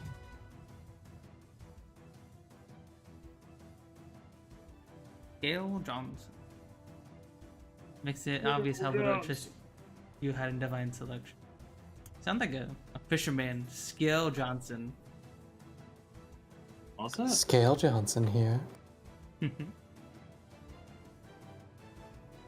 Thus, my very first selection comes to an end. It doesn't feel very special. If anything, it's only served to put a greater burden on my shoulders.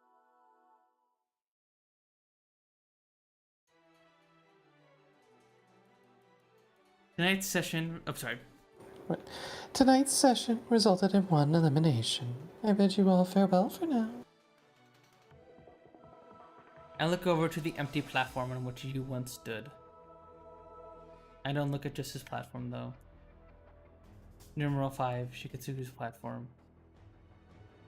Numeral 8, Keko's platform.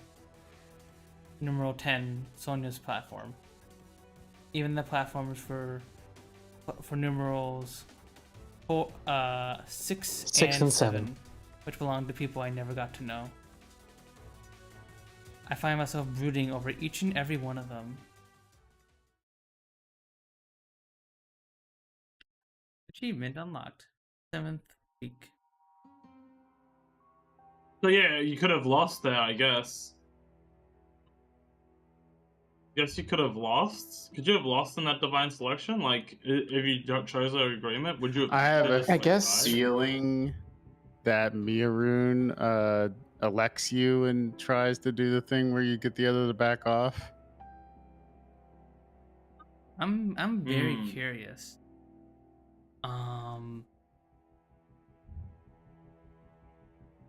We could try and unload real quick if we wanted to see if there's like actually different. It's a pretty long. I mean, yeah. I don't mean actually going through the entire scene. I mean seeing if there's actually different dialogue, or if this just leads to Rinka saying the same thing, where it's like. I mean, as long as you saved it, I have a feeling that she like. It's all like guaranteed to work. We're just gonna see if the dialogue different for 5 minutes. No, we're gonna do it in 3 hours. What'd you say? No, we're doing another 3 hours. What are you talking about? Yep, another 3 hours. Her smiling face pops into my head. I'm fine with being eliminated if it means I can save her. I gave my life in order to save her in the first place. There's no reason for me to hesitate. I'll keep my end of the bargain. Just make sure you keep yours as well. Is that so? Can't say for sure whether or not this was the best option for you, but I don't really care. Just leave it to me, kid. As it happens, I've been looking for an excuse to go wild.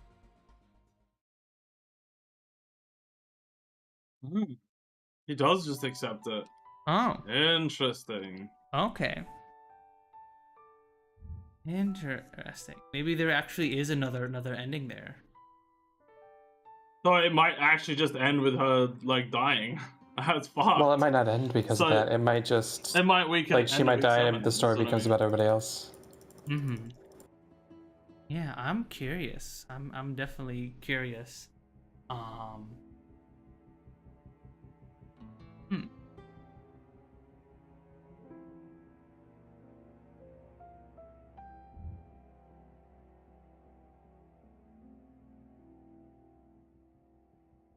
Well, I kind of want to.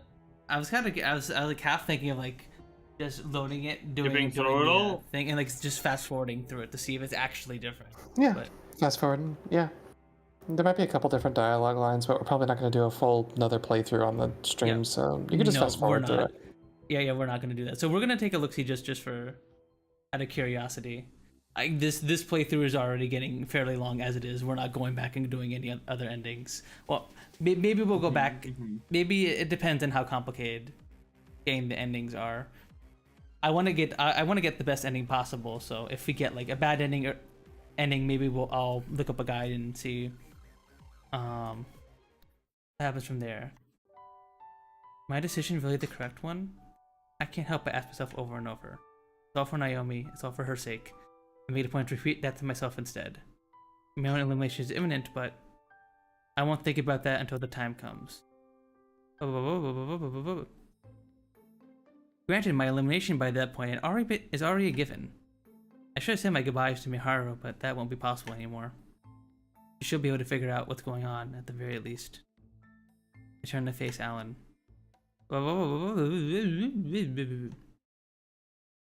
Anyone else, huh?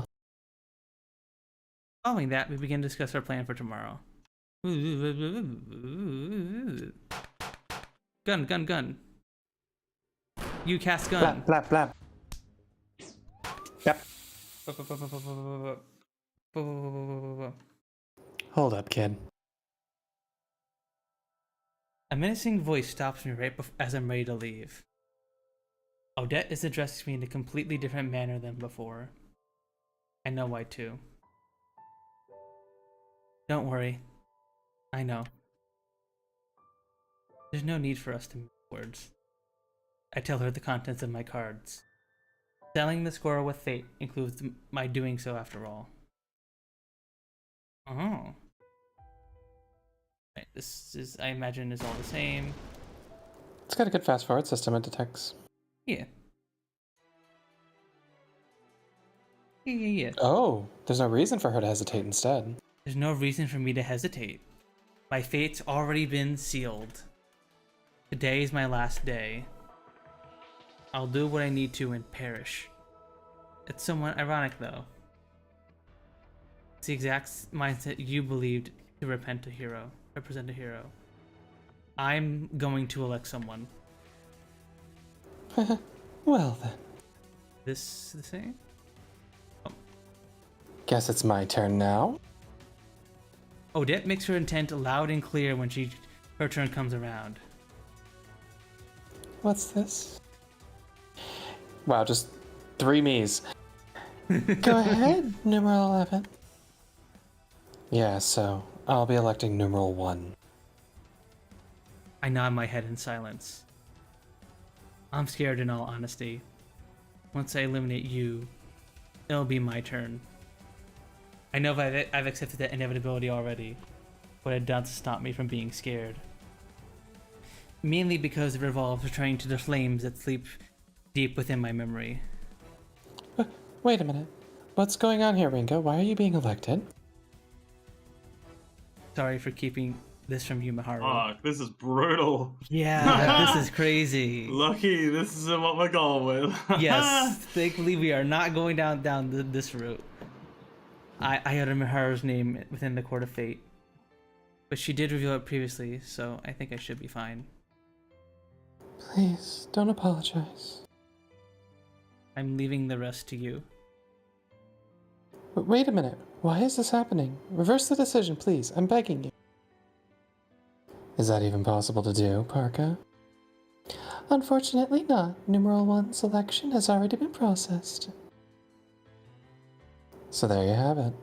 Not like I'd take it back anyway. Your friend accepted this on her own. She's right, Miharu. You understand what that means, don't you? I do everything I can to stop my emotions from bursting out. It'll only make things harder for Miharu if I break down now. I make this decision for myself. It's the only day I can bring Naomi back. You can't. You can't honestly think I'll accept that. Take care of Naomi for me, will you? I'm not sure how things were between you two, but please be a good friend to her. Alright?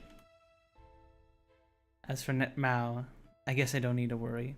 It's obviously that you know her way better than I do.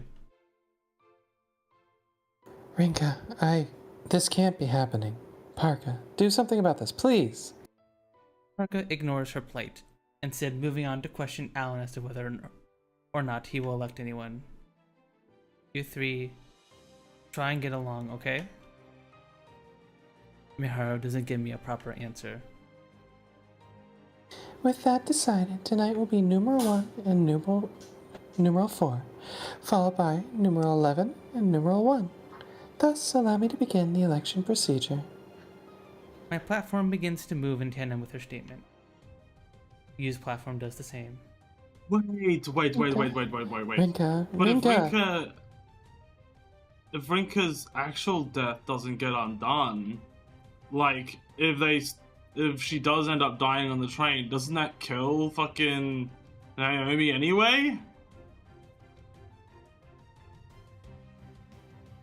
I wonder. Who knows? That's fucked if that happens. I wonder if when Rinka gets eliminated That's here. all for naught. I think the that- consequences of their original death have been undone. Period. Like when the court resolves, it doesn't go back to being that way because like 3 participants were in that fucking train. Yeah. Well, 2 participants were in the train. Yeah. Hey, But if we'll both those 2 are eliminated, doesn't that? I don't know. Because then how did they ever even end up dying? What, they just like cease to exist? Is that what happens? Okay. But then do people remember them? Like, it's weird. It's a weird scenario. Yeah, because like now that Yu's eliminated, the bomb is still gonna go off, but and Rinka dies there. But I guess if dies protecting Naomi, so I guess maybe if Rinka dies, I think Naomi would still live because Rinka would have still protected her no matter what. I don't know. I'm curious. I'm definitely. It really We'll see depends what on how happens. the author decided. Like, Well, we shall see.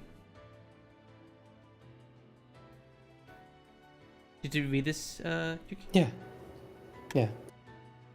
Miharu's voice gradually faded into the distance.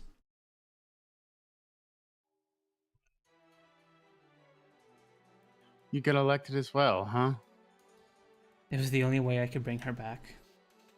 I won't apologize. It's your fault for not electing me when you had the chance. I'd be mad if you did after my struggle to find the resolve to elect you. Good evening again. Good evening once again, my dear. Parker's voice rings out of nowhere. I didn't even notice her arrival, just like she appeared out of thin air. She has a big smirk on her face. Oh my, what irony tonight brings. What? Oh, baby, no mind. Do begin. The process is quite simple, you'll find. I pick out and announce use 3 cards just as he instructs me to. I honestly don't feel much as I do so. I mean, the same process is going to happen to me right after. Yeah, Rinka's definitely a lot less emotional about all this. Yeah, but yep, we know what happens here. Do wait right there, my dear. Parker wastes no time in addressing me. Not long after, Odette appears across from me. Yo, that friend of yours sure gave me a verbal beatdown. She gonna be okay after you're gone? Surprisingly kind, aren't we? You don't need to worry. Miharu's strong. He won't lose to the likes of you. You think? Whatever. Can we get started already? Understood. Odette opens up her card book before Parker responds. He picks out 3 cards. Her name is Shishimai Rinka. She died from suffocation. Was prepared for the possibility of you having all my cards, but I guess that ain't the case. That would have been one of the methods to prevent your own elimination. I'm a lot more calm up here than down below, though. Memories of my death resurface. That's right. I already am dead. That's why I feel so calm right now. At the very least, my death this time around will be for Naomi's sake. I wonder if this is how Miharu felt. If so, this isn't right. I'm calm, but I can't stop crying. Christ, you're making this tough. Your regret is a regular life. I guess that's just like you, huh? Odette tuts before announcing my regret. Sorry, Naomi, Mao, Miharu. My fate's been sealed. I'm going to die. I'm sorry, Gran. Forgive me for going out like this. I've simply been avoiding the truth all this time. There's never been any way I could accept my own death. I've just done everything possible to keep my mind off it. I can't hold back my emotions any longer. That's fine though. This is it for me. It was good while it lasted, kid. You kept me entertained for a bit. This is the end.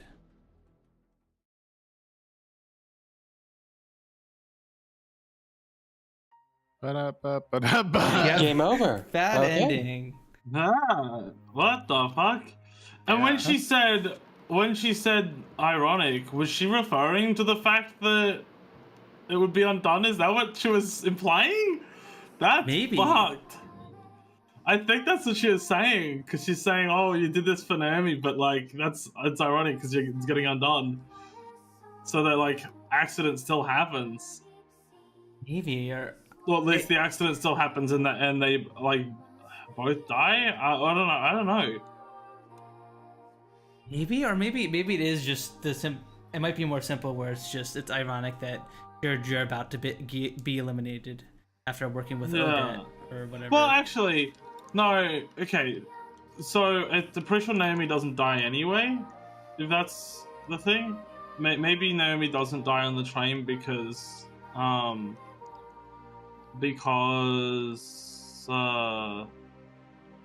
Rinka fucking what's it called? Rinka sacrificed herself to save Naomi, right? That's true. So maybe she doesn't even end up dying. So that's like good. But it's straight up a bad ending is interesting. Yeah.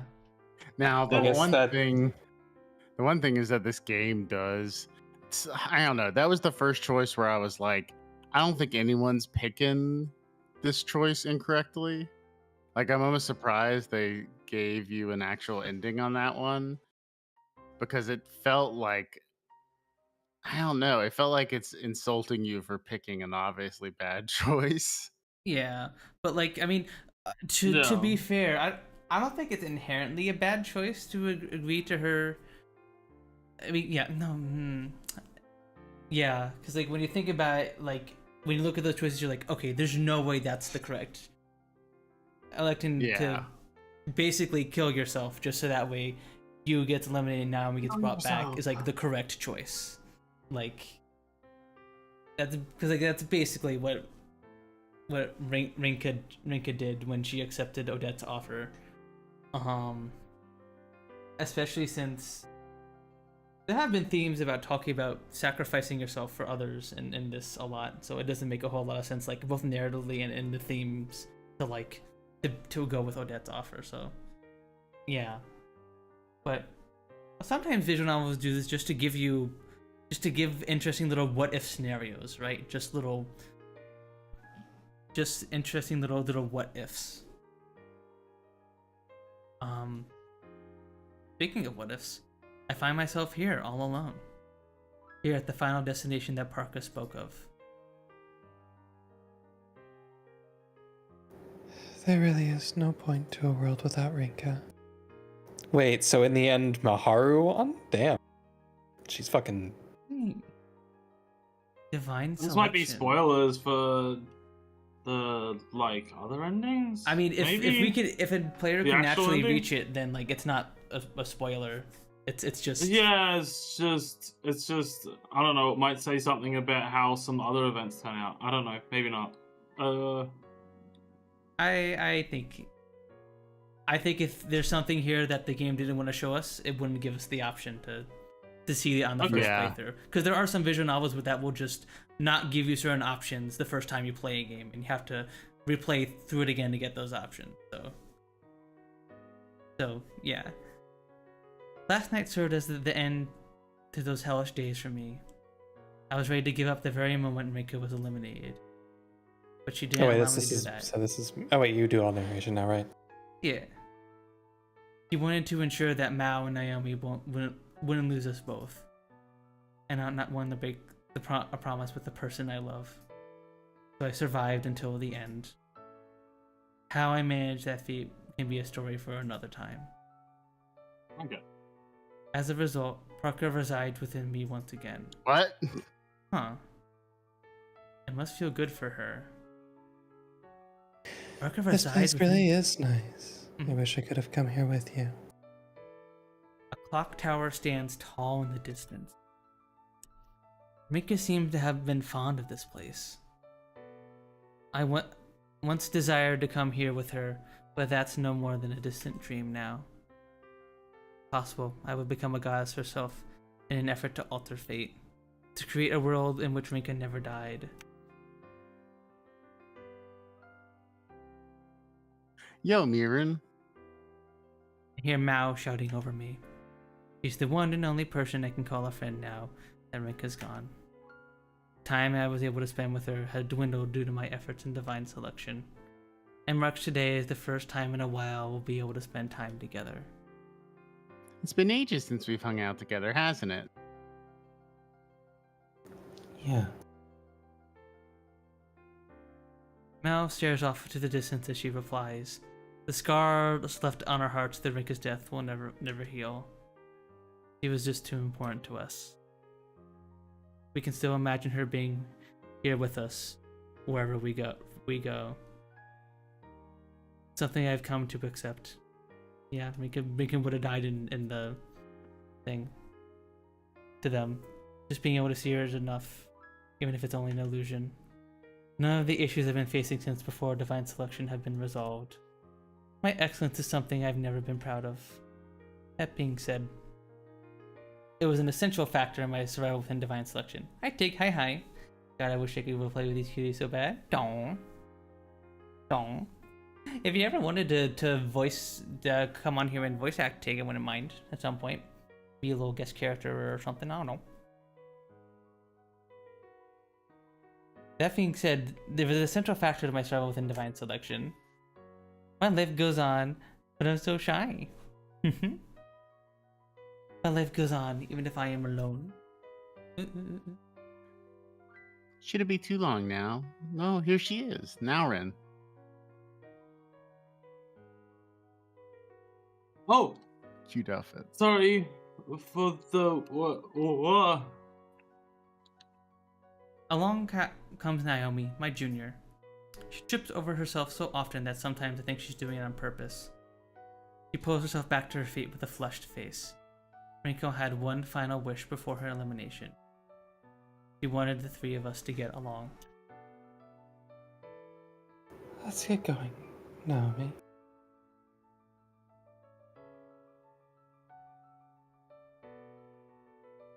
Okay.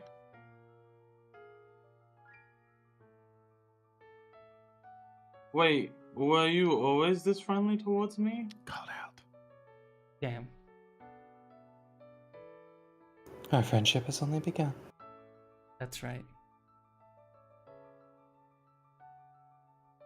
Huh?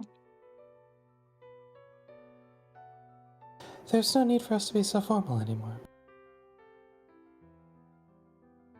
Oh ho, that's quite the change, Mirun. Did something special happen? Not really.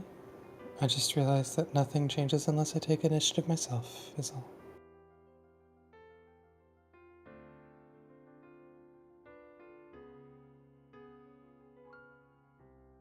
Okay then, let's go, Miharu.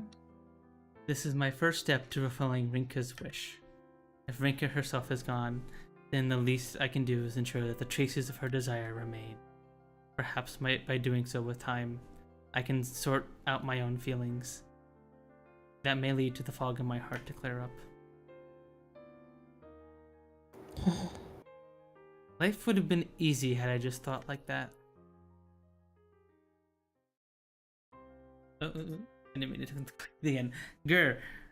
That's my bad. And they lived happily as a polycule.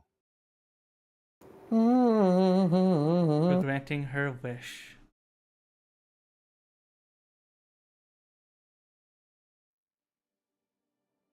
For granting her wish. Get bad ending one. Bad ending one. Get bad ending one. Oh, so there's multiple other bad endings. Interesting. And that's the first one, so we haven't even missed any. Interesting. Well, that's good. So we avoided the first mistake. Yeah, that's what I was thinking. Based off of the choices earlier, they were just probably my very small ones that like. Well, I think they were more towards which route you're going towards. Yeah, because like if we go back to there's a Naomi route or Miharu route where we saved, there's a choice here to pick.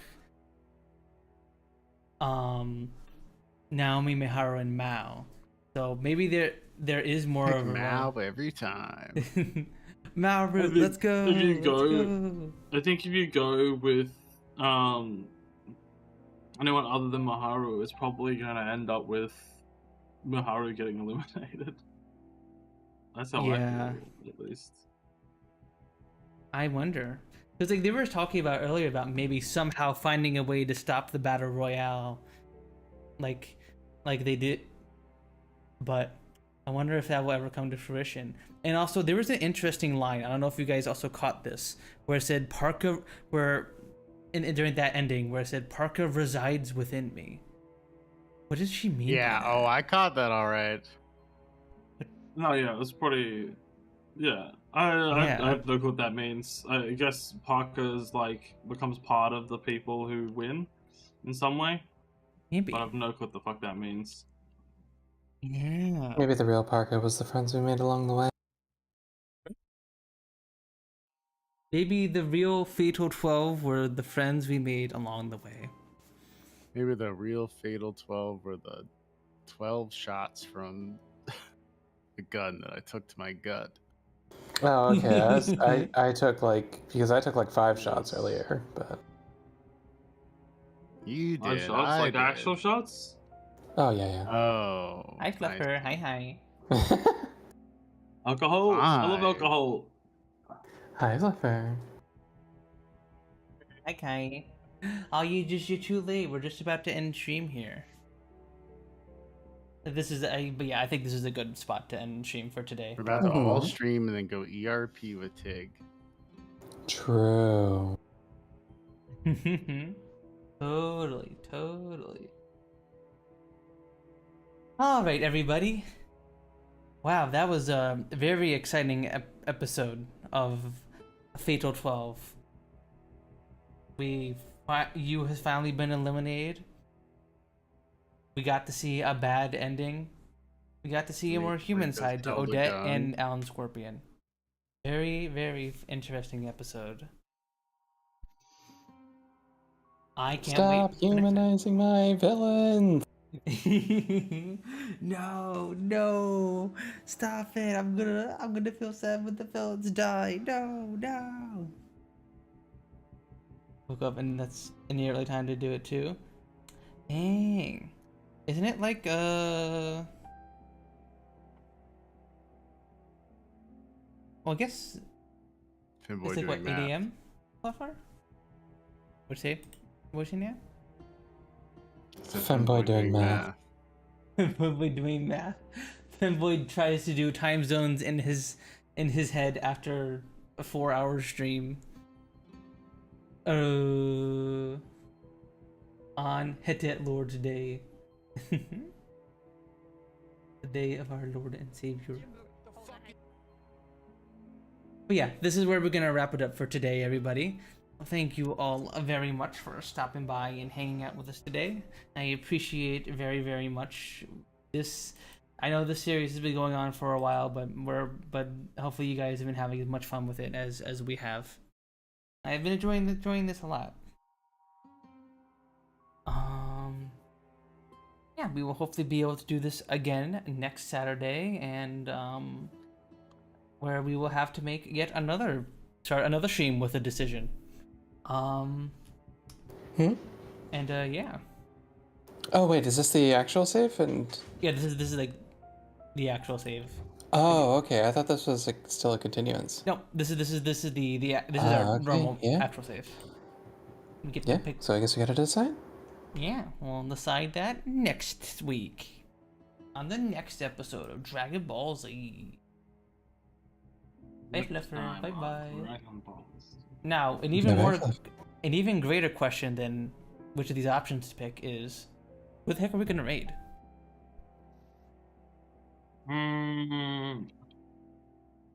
Let's see, who to raid.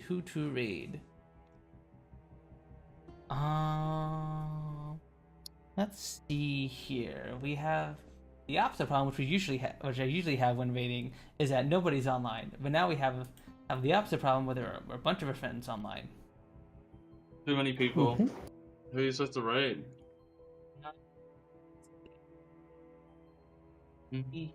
Cynthia, Koi, Kyrie. Just stack rank them in terms of who you Melody. like most. Yeah, so whoever you don't raid, you hate. Okay. Yeah, who do you like the most out of? I should do a tier list Melody, of my friends of who I like the most to decide who to raid. Yes, exactly. That surely is the best decision. Yes. That is always a very kind thing. It does not cause any hurt feelings. It is completely justified and understandable. It's just how it has to be. It just has to be this way. Yeah. I think I think we shall. Let's see.